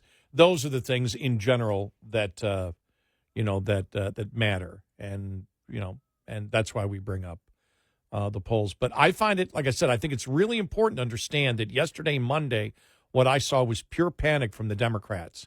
Sorry, it doesn't matter if there's an assassination attempt. We've got to blame him. All right, let's just say because he's Hitler, that's why people are shooting at him, or people wish to shoot at him. It's his own fault because he doesn't believe in democracy. Right. So people get violent when you don't believe in democracy. So they decided to blame Trump for an assassination attempt on Trump. Yeah. Why? Because they can't win on the issues, and right now they're panicking. And I think that you start off on Friday, you start off on the debate, and then where that ended, even the analysis of the debate now, where the fact-checking still going on, going, oh, my God, was ABC wrong? They were horrible. They missed so many huge whoppers, there that they didn't fact check, that they let her get away with. And then when you found out, like the stuff that people thought, well, Trump went down some rabbit holes, therefore he loses, independents went, no, we don't think so. No, we don't think so at all. So it changed so quick where, have you heard the campaign called Trump a coward or anything for not wanting to debate again? I haven't heard that. I haven't heard that. I haven't heard that same maybe rhetoric. someone did it and just threw it out there, but I haven't heard that. Yeah. I thought that might be coming, well, but it's tough to do, as you said. It's tough for her to do that. Well, when she doesn't, she's running from the media and won't do any press conferences. You're going to, and I think there's probably internals that show this is going to boomerang on you if you try and call him a coward. But also the secondary concern, or maybe it's their primary concern, that you might taunt him into a debate, and maybe she doesn't get away with all of that at the second debate. I don't think she's going to agree to his terms. But I don't know where his terms are because, on Fox News, he doesn't want Brett to be, one of the moderators if they're going to do it on Fox News. He wants opinion makers, Laura or Sean, and which is fine. or Jesse, and that's not going to shoot. They won't accept that. No, she would never accept that. But I think really they look at that and they know, she knows she can't get away with it. Well, I think what happened from the debate and then from the interview that she did with the local ABC affiliate out of Philadelphia, and then then the assassination attempt, I think right now there's pure panic in the campaign and in the media. They don't know where to go. They don't see any momentum in her campaign at all, because she can't answer any questions. She can't be cross-examined. Trump is everywhere. J.D. Vance all over the Sunday morning news shows. By the way, doing what we told them to do. Yep. J.D. Vance, you go do the enemy stuff. Trump, you go do your stuff. They're actually following what we have said. Now, going down some of the rabbit holes may not be in agreement of what we wanted them to do, but it doesn't seem as if the independents are harmed by him going down a few rabbit holes as long as he sticks to the major opinions that he has held, that the American public agrees with. That's all he has to do. Right. And so I think the rhetoric, I think it's just going to be hyped up like crazy because they don't know where to go. You notice that really he's not being questioned on where he stands on the issues. Even tariffs, that went away. Did you see that? Somebody was like, well, what about tariffs? He goes, well, the Biden administration kept our tariffs, and she wants to do more tariffs on China too. Right. It's like, okay, so it's a draw there. You can't argue where you have agreement on, or where the Biden-Harris administration has done exactly what Trump did. Well, and that's it. And when you can go nowhere, you don't want to debate, you don't want to do anything, so you focus on, blaming Trump for the second assassination attempt. Yeah, they have nowhere else. There's nowhere else to go. That's how bad it is. They have no place to go. We're like, what do we got left? All right, blame Trump for the assassination attempt on Trump. Well, it's clearly the talking points, by the way. If you were paying attention at all yesterday, it was everywhere on the left. Was it who wrote that that Trump is being blamed for the assassination attempt because he didn't die? Oh, so Babylon B. Babylon B wrote that. Okay, it's like, Trump clearly. Democrats say he's clearly responsible for the assassination attempt for not dying or something like that. I didn't get it right on that. That's not verbatim, clearly, but I go to the Babylon B, and it's Democrats yesterday. Democrats accuse Trump of inciting further violence by not dying. There you go. Oh, my God. I mean, again, Babylon B, quit being accurate. Kamala safe and in stable condition after attempted interview. Oh, my gosh. That's greatness. That's great. I love those guys. 866-90-RED-EYE. Get in touch with Red Eye Radio, toll free at 866-90-RED-EYE.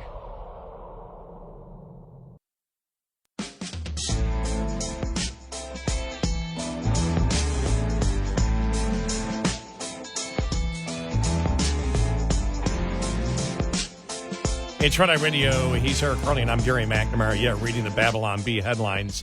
Democrats express relief that Hitler is okay. We kind of, quite unfortunately, we kind of touched on that in back after the first assassination attempt. Trump announces Harris's next policy proposal. Kamala safe and in stable condition after attempted interview, and Democrats accuse Trump of inciting further violence by not dying. Wow. Those are some of their lead headlines. Wow. Oh, wow.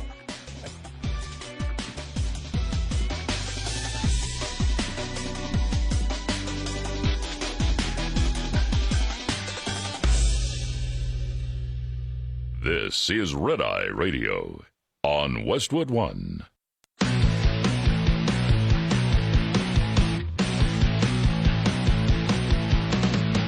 Now, it's Red Eye Radio.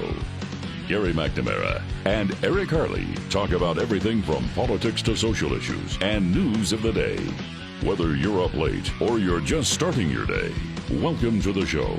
From the Uniden America Studios, this is Red Eye Radio. All across the USA, we are Red Eye Radio. I'm Gary McNamara. He's Eric Harley. Hey, it's going to be another interesting week. Yeah? Really? The insanity continues. I've got a Hillary audio cut. What? Yes. Hillary? That Hillary. Not Hillary Swank, it's that Hillary? Or Hillary Duff. No. Or Hillary Duff? Hillary on MSNBC last night. All right. I mean, you and I listened to this first one. We got 2 audio cuts to play. This one doesn't make any sense at all.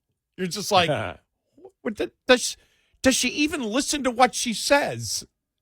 It's like, is there any type of self-awareness at all?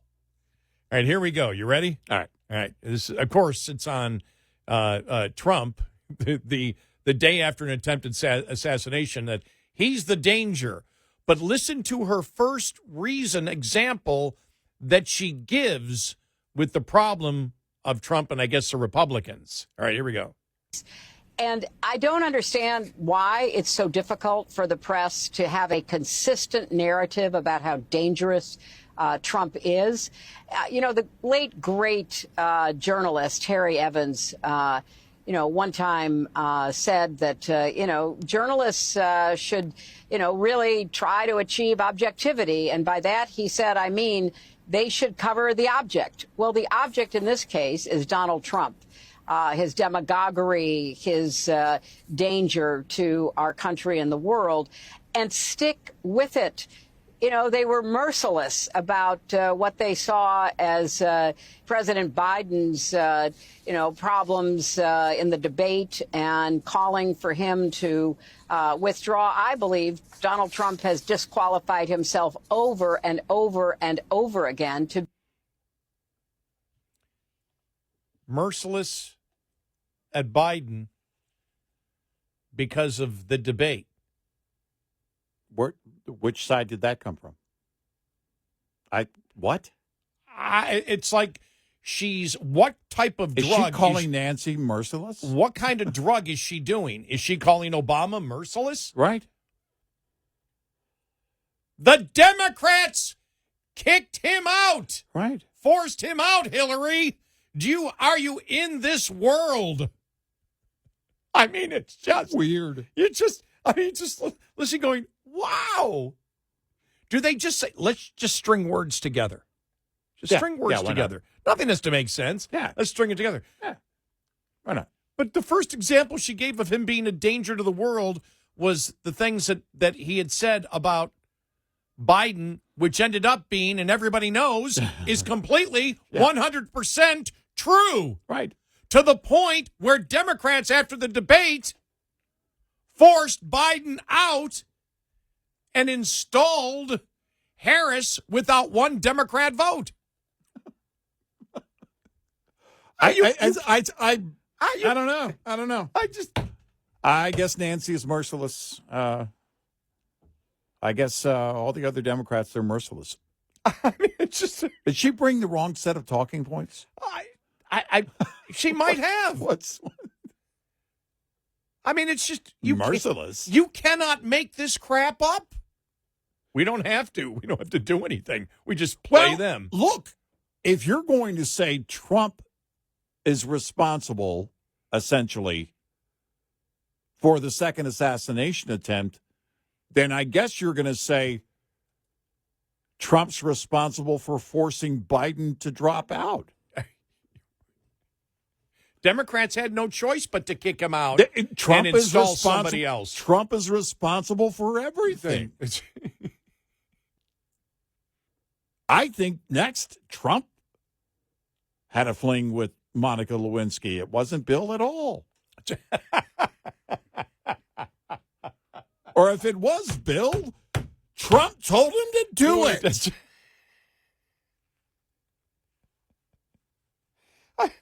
We're not done. Huh? We're not done. Okay. Now, Hillary talks on MSNBC last night about misinformation and posting misinformation and what she suggests be done with posting misinformation. And boosting Trump back in 2016. But I also think there are Americans who are engaged in this kind of propaganda. And whether they should be civilly or even in some cases criminally charged is something that would be a better deterrence because. Wait, huh? Go to jail for lying. What? Wait a minute. Wait a minute. Let me ask you. Wait a minute. What would the sentence be for someone who was behind the Russian hoax? That's what I would ask. How much time would that person serve? I mean, my God. I'd want to know. There's no awareness whatsoever. She and the money from her campaign is what created one of the biggest presidential race political lies in American history. You can't make this up. Right. So we should jail you now? What about a sitting president that says, I did not have sex with that woman? That kind of misinformation. That was misinformation. Now, Eric, stop it. Misinformation about sex should not be punished. That's where they were. I'm sure they're still there. Oh, you guys are just making it about sex. Civil or criminal? Yeah. Criminal charges and prosecution for Americans posting misinformation. Right. From the woman who financed, created, and lied about where the money was going to create a false dossier that the entire media and Democratic Party for 3 years lied about, that got a special counsel, all because Hillary not just lied, she created the lie. Yeah. And then promoted the lie to the point where the FBI got a FISA warrant to spy on the Trump campaign with the Hillary lie. Yep. Is there any... there's no self-awareness. Just for a day, not for a day, that'd be too long. Just for the moment that she said that, I would like... We narrowed that down quickly, didn't we? Yeah, I know. Well, the thing is, can I say this here? What? Because I'm the oldest one here. All right. I'm sort of looking forward to death. If God will allow me, it's like, look, anything can happen, right? I mean, anything. It's. I'm assuming hopefully it'll be heaven. But if I'm in heaven with God, I want to say, look, can you just, Gary, what do you want? This is heaven. You can get whatever you want. Could you just put me in, and I probably would have 1,000 different instances in American political history where somebody says something, and it's like, could you just put me inside their brain for a second so I could feel what it's like? Like, do they actually know that they're lying? Does she understand that what she's saying there, that if it was cross-examined, she would be absolutely destroyed? Because I know I do, and I know you do. Yeah. Every time I speak and every time I give an opinion, one of the things we're always thinking of is make sure you cover all your bases. You got to cover, am I vulnerable in anywhere, in any way? Now, we don't do that now because we know what our opinions are, and we're so sure of our opinions, and we don't have to lie that we don't ever need to second guess or never think in the back of our head, well, what if that isn't true? Because if it isn't true, if we make a mistake, and it's happened once in a great while, like when we said, was it over when the Germans bombed Pearl Harbor? That we got from when we first working together, and we were obviously doing the line from Animal House. When I said I used to be a guitarist for Aerosmith, and clearly I was the drummer. Yeah, exactly right. For Aerosmith. But I would just like to be in the mind, just for a moment, to just say, does she go? Is George Costanza's statement true? Is that what's happening, it's not a lie if you believe it? Right. Does Hillary actually believe it? Can she wipe out everything else? Well, I remember about her husband. The beautiful thing about Clinton is he can compartmentalize. Remember that? Yeah. He can compartmentalize. Yeah. He can have an affair over here, but still do his job here. Yeah. Is that what it's about? Is it compartmentalizing? Because I know every major opinion I've ever had in my life. Mm-hmm. Mm-hmm. I haven't forgotten it. She apparently doesn't. But that's the thing. It's just you pick out two random cuts, and it's like, oh, my God. Yeah. She's just... No, I mean... delusional. It is. You're just in the mode of saying something without listening to yourself. I mean... We're trying to figure this out. Well, because... like I said, that's why. I'm thinking of the setting. She's on MSNBC. All right, so... You're safe to do that without anybody stepping in going, wait. Hold on, Hillary. Let me ask you. If a person created, I don't know, the Russian hoax, how much of a deterrent, as you call it, should there be when it comes to sentencing guidelines? Please respond. And see, when I die, nobody's going to be sad because they're going to be thinking, no, Gary, it's where Gary wants to be. He's asking God to put him in all these people's minds for just a moment when they were on earth to see how their brains were thinking. He's trying to understand how you made the human mind, God. It might be the first time that people actually pray for God. Oh, God, please help God, because you're dealing with Gary right now, and we understand. We've been doing that for a while, and we keep you in our thoughts and prayers. He may get annoying with his questions. You bless you. So,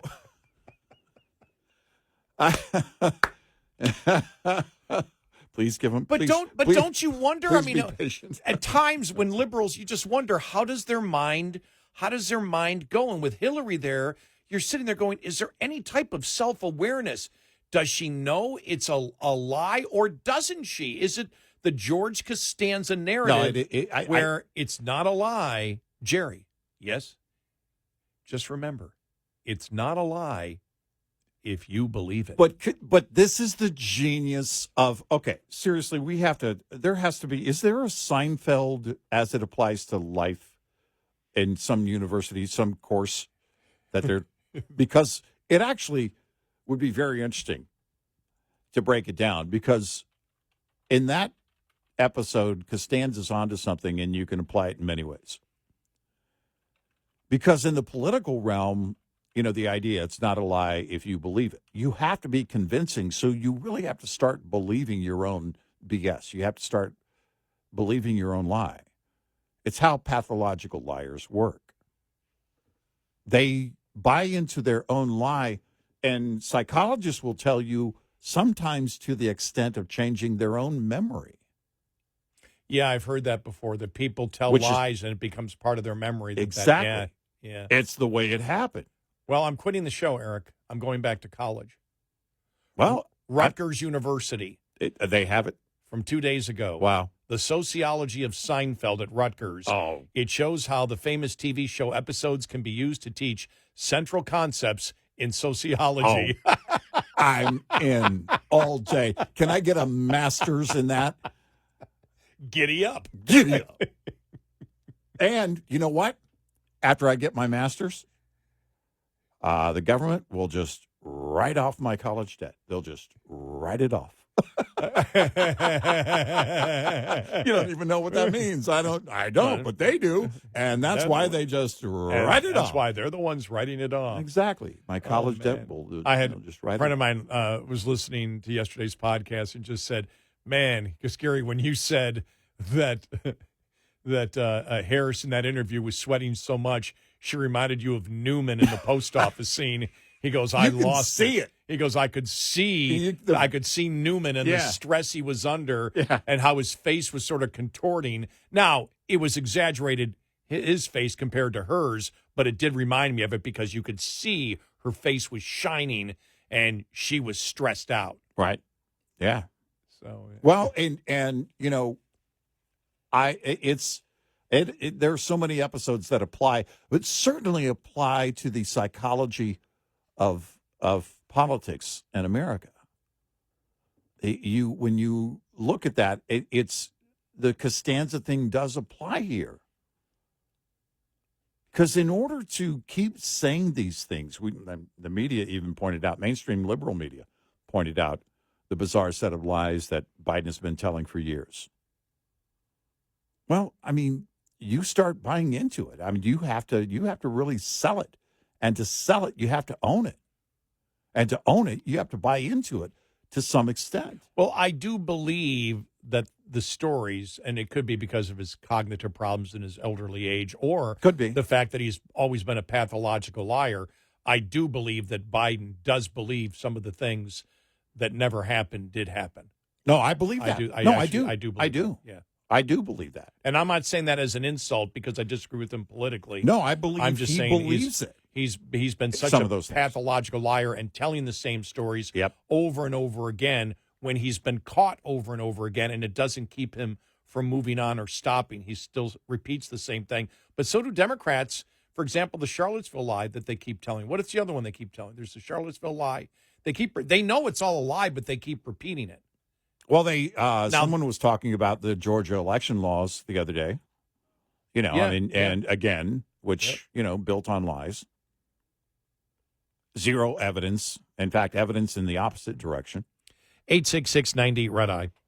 Brought to you by Hot Shot Secret. Hi, I'm Jen Loomis, a transport safety expert at J.J. Keller, and I'm here to share a tip on roadside inspections.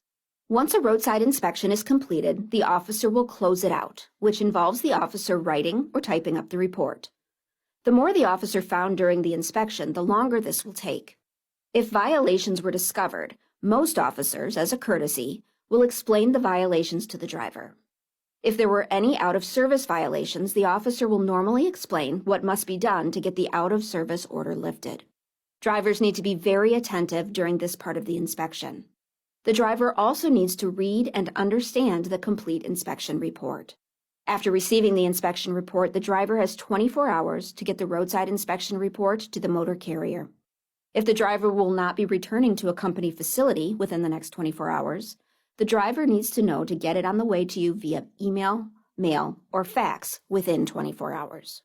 This tip was brought to you by J.J. Keller and Associates. Visit us at jjkeller.com. We'll be right back with more Red Eye Radio with Eric Harley and Gary McNamara.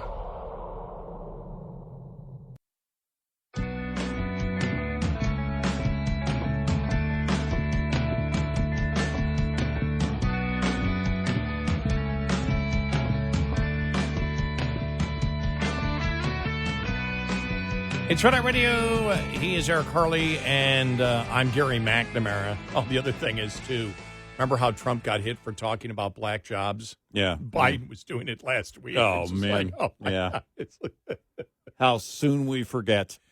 yes. Well, but they're not, even in the moment of going after Trump, blaming him for the things they're actually doing. It's bizarre. But when you're it really makes me wonder right now. Look, they're going to do what they're going to do. But I do wonder if my question about the internals that might show voter apathy, that Democrats are not energized by her. And that's a problem. And are those internals circulating to the extent that they are just full on panicked right now? I can't tell you, but we all know this is a facade. She wasn't the one. All of a sudden she is. And now they're desperate. They're just making desperate moves.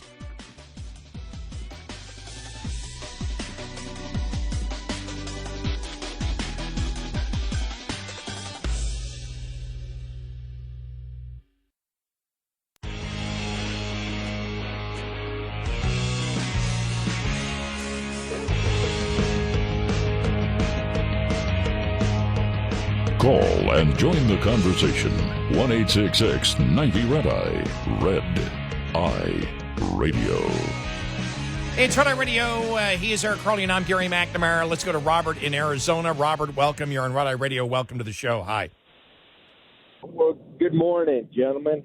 Good morning. Well, my question is, if Hillary's wanting to file criminal charges for misinformation, what are the charges for destroying federal property? Nothing. Right. Because no reasonable prosecutor would charge her. Right. Exactly. Yeah. To quote, what's his name? Comey? Comey. Yeah. To quote Comey. Yeah. Not at all. Yeah, we didn't bring that up because we were trying to do apples to apples, which is, Thanks, she wants criminal charges. Think about this, though. Think about the kind of mind, and this is where you start talking about, we start talking about the F word that they use all the time to call, that they call Trump a fascist. Right. And in their own words, they call Trump a fascist. Well, she's talking about that misinformation should get you jail time. Remember when Trump talked about the fact that he thinks the law should be changed on defamation? Right. Civilly? Right. That the law should be changed just civilly on defamation when you come in. There's a whole difference between saying, I think there's malice. That malice, for example, should be something easier to prove when someone is obviously lying about you. We look, for example, at the New York Times and Sarah Palin. Yeah. You and I said, remember that? Remember, Yep. I looked at, Yep. I read that. I read what happened that day. I looked at you and I said, on the air, I went, she's got a defamation case. Yeah. Everyone knew when they were trying to say, that the Gabby Giffords, shooting was based on, the fact that there was a ad about target states to look at. Right. Think about that one. Yeah. Target states to look at was blamed for the shooting of Gabby Giffords. Right. At one point. To the point where the New York Times years later, when everybody knew that was debunked, had nothing to do with it. It had to do with states. They didn't want you to know the truth about what they were trying to convince you of. And the New York Times came out in that editorial and made the same claim years later. And you and I looked at each other and said, everybody in the media knows that was debunked. Right. That's a lie. She may have a case, and the case has been brought back again. The appeals court allowed her to do it. This is just a couple of weeks ago. But when Trump talked about the fact that he thought laws for defamation against him, that he should have recourse, and the defamation laws were viewed as too soft, what did the media do? They went absolutely crazy. Oh, Remember yeah, that? bonkers. Here, Hillary is talking about criminal charges for just general misinformation, not defamation. Yeah. Not increasing the civil charges for defamation, but criminal charges for misinformation that the government or a prosecutor would decide. You want radical fascism? You want the end of free speech? There it is right there, and she proudly promotes it There you have on it. MSNBC. Yep. Tell me where I'm wrong. Will put you in jail. And by the way, they'll decide also what misinformation is. Oh, of course. Yep. Because she wants the truth about her to be buried. And that's where we said earlier, when, who's for the general umbrella of a democracy. And we understand they wish to have a direct democracy, but not just a direct democracy. They want the government to decide what speech is allowable. And right there, Hillary Clinton just admitted it. Oh, yeah. And she's supposed to be a moderate of the Democratic Party. Yeah. As we said, there are no moderates anymore. No. When you start talking about the fact, when you've been the biggest purveyor of misinformation in a presidential campaign in our nation's history with the Russia collusion hoax, and not only did you create the lie, not only did you tell the lie, you created and financed the lie. Yeah. And there you are publicly on MSNBC stating that you believe, as a deterrent for general misinformation, that criminal charges would be a great deterrent. How fascist are you? Based on her opinion, not just the name calling. Right. But she's the one that says Donald Trump is dangerous, and then she's out there promoting in the same interview on MSNBC criminal charges for misinformation. Will put you away. After everything we've witnessed in recent years, lawfare, the weaponization of the Department of Justice and the FBI, you wonder how it gets to that point? Right there. Because it would be beyond that. Oh, we want to make it simpler to shut you up. We'll deem that misinformation, you go to jail. By the way, it's, look, she doesn't care about anything that comes back at her. She doesn't care about anything that she says in a setting at MSNBC that she knows is going to be shredded. She's counting on people to go, yeah, you know what? There should be punishment for that. Except here's the thing. Everybody lies. Everybody lies. And they decide what misinformation is, and that means you are the target. This is why, by the way, it would never take off. If Elon Musk and his brain implant chip company says we've just now come up with the ability of, if you have this implant and someone else has it, you can tell what they're thinking all the time, which means you could tell the truth. Even the stock price would plummet to the floor. Thinking misinformation exactly could get you into jail. Yeah. Because think about it, though. Think about it. I just thought about this, though, with the prisons. All right, everybody with the low-level drug offenses, come on. Open the gates. You're out of prison. All right, everybody out? Yeah. All right. All you politicians, Democrats, everybody into prison. You've got 5 or 6 years for misinformation. Yeah.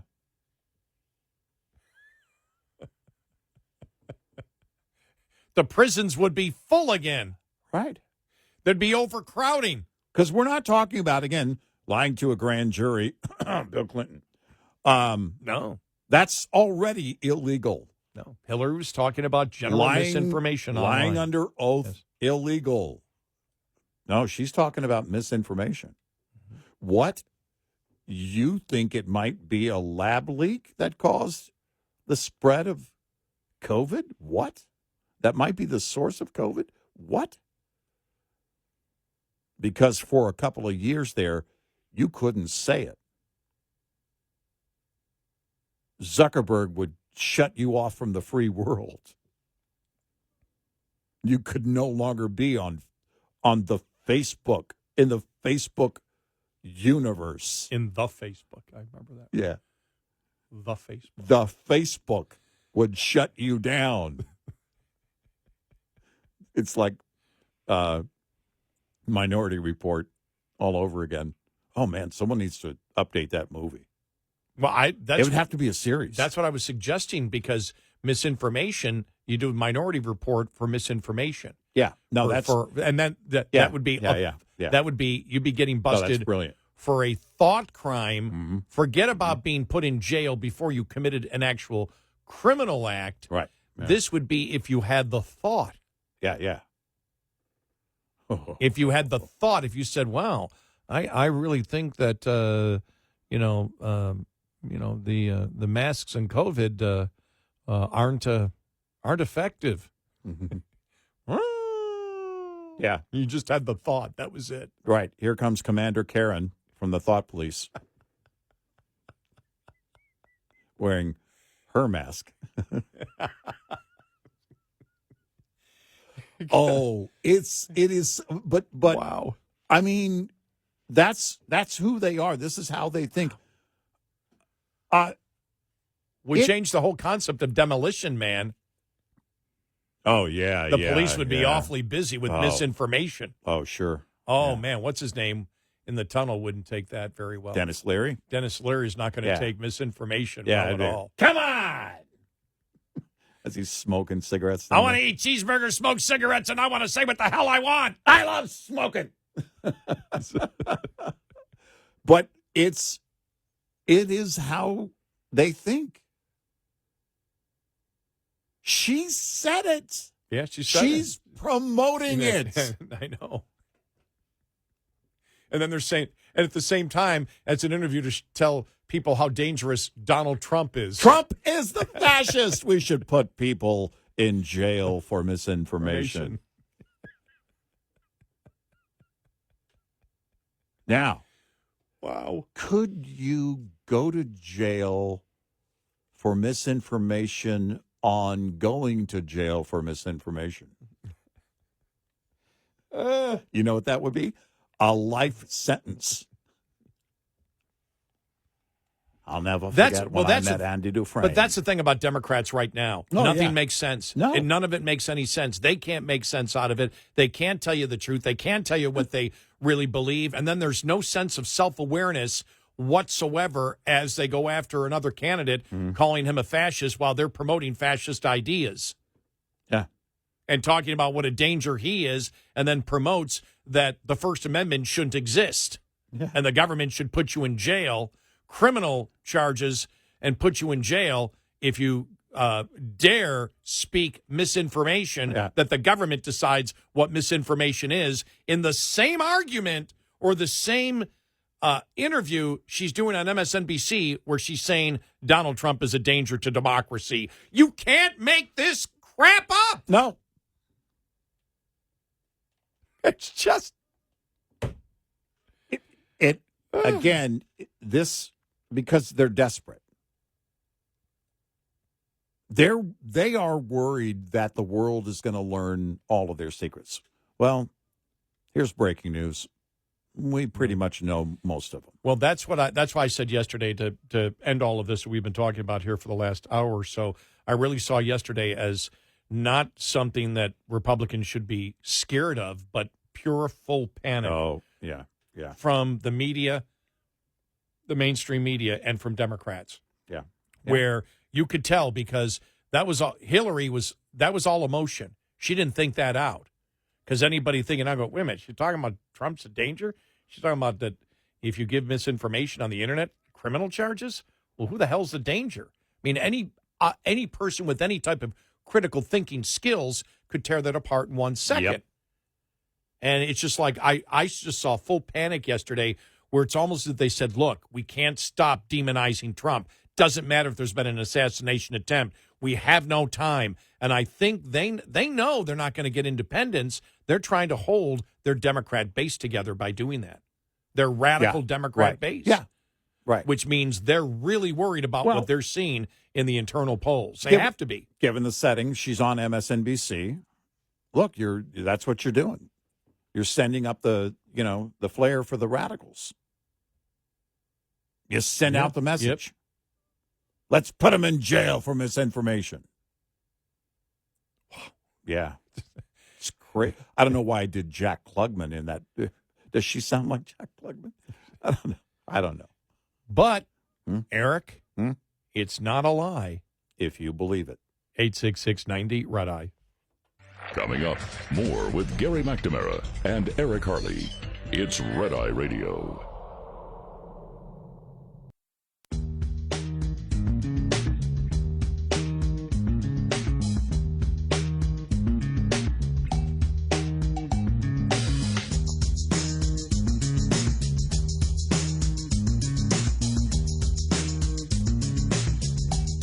It's Red Eye Radio. He's Eric Harley, and I'm Gary McNamara. It's really going to be interesting to see where everything goes in the next couple of weeks.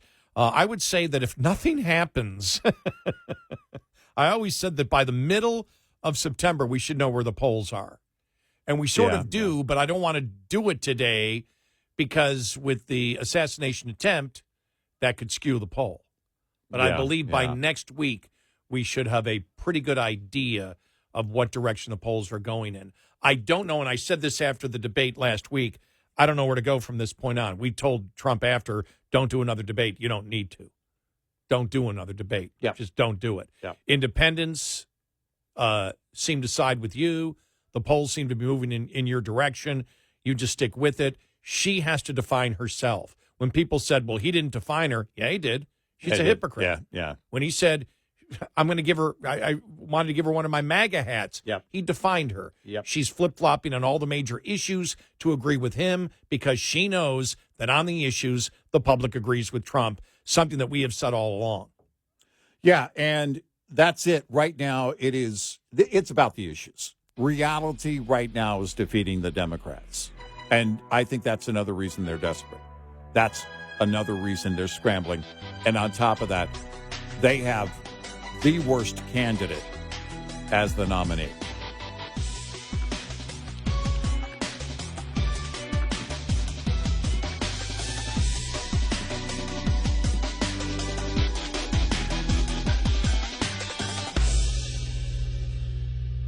This is Red Eye Radio on Westwood One.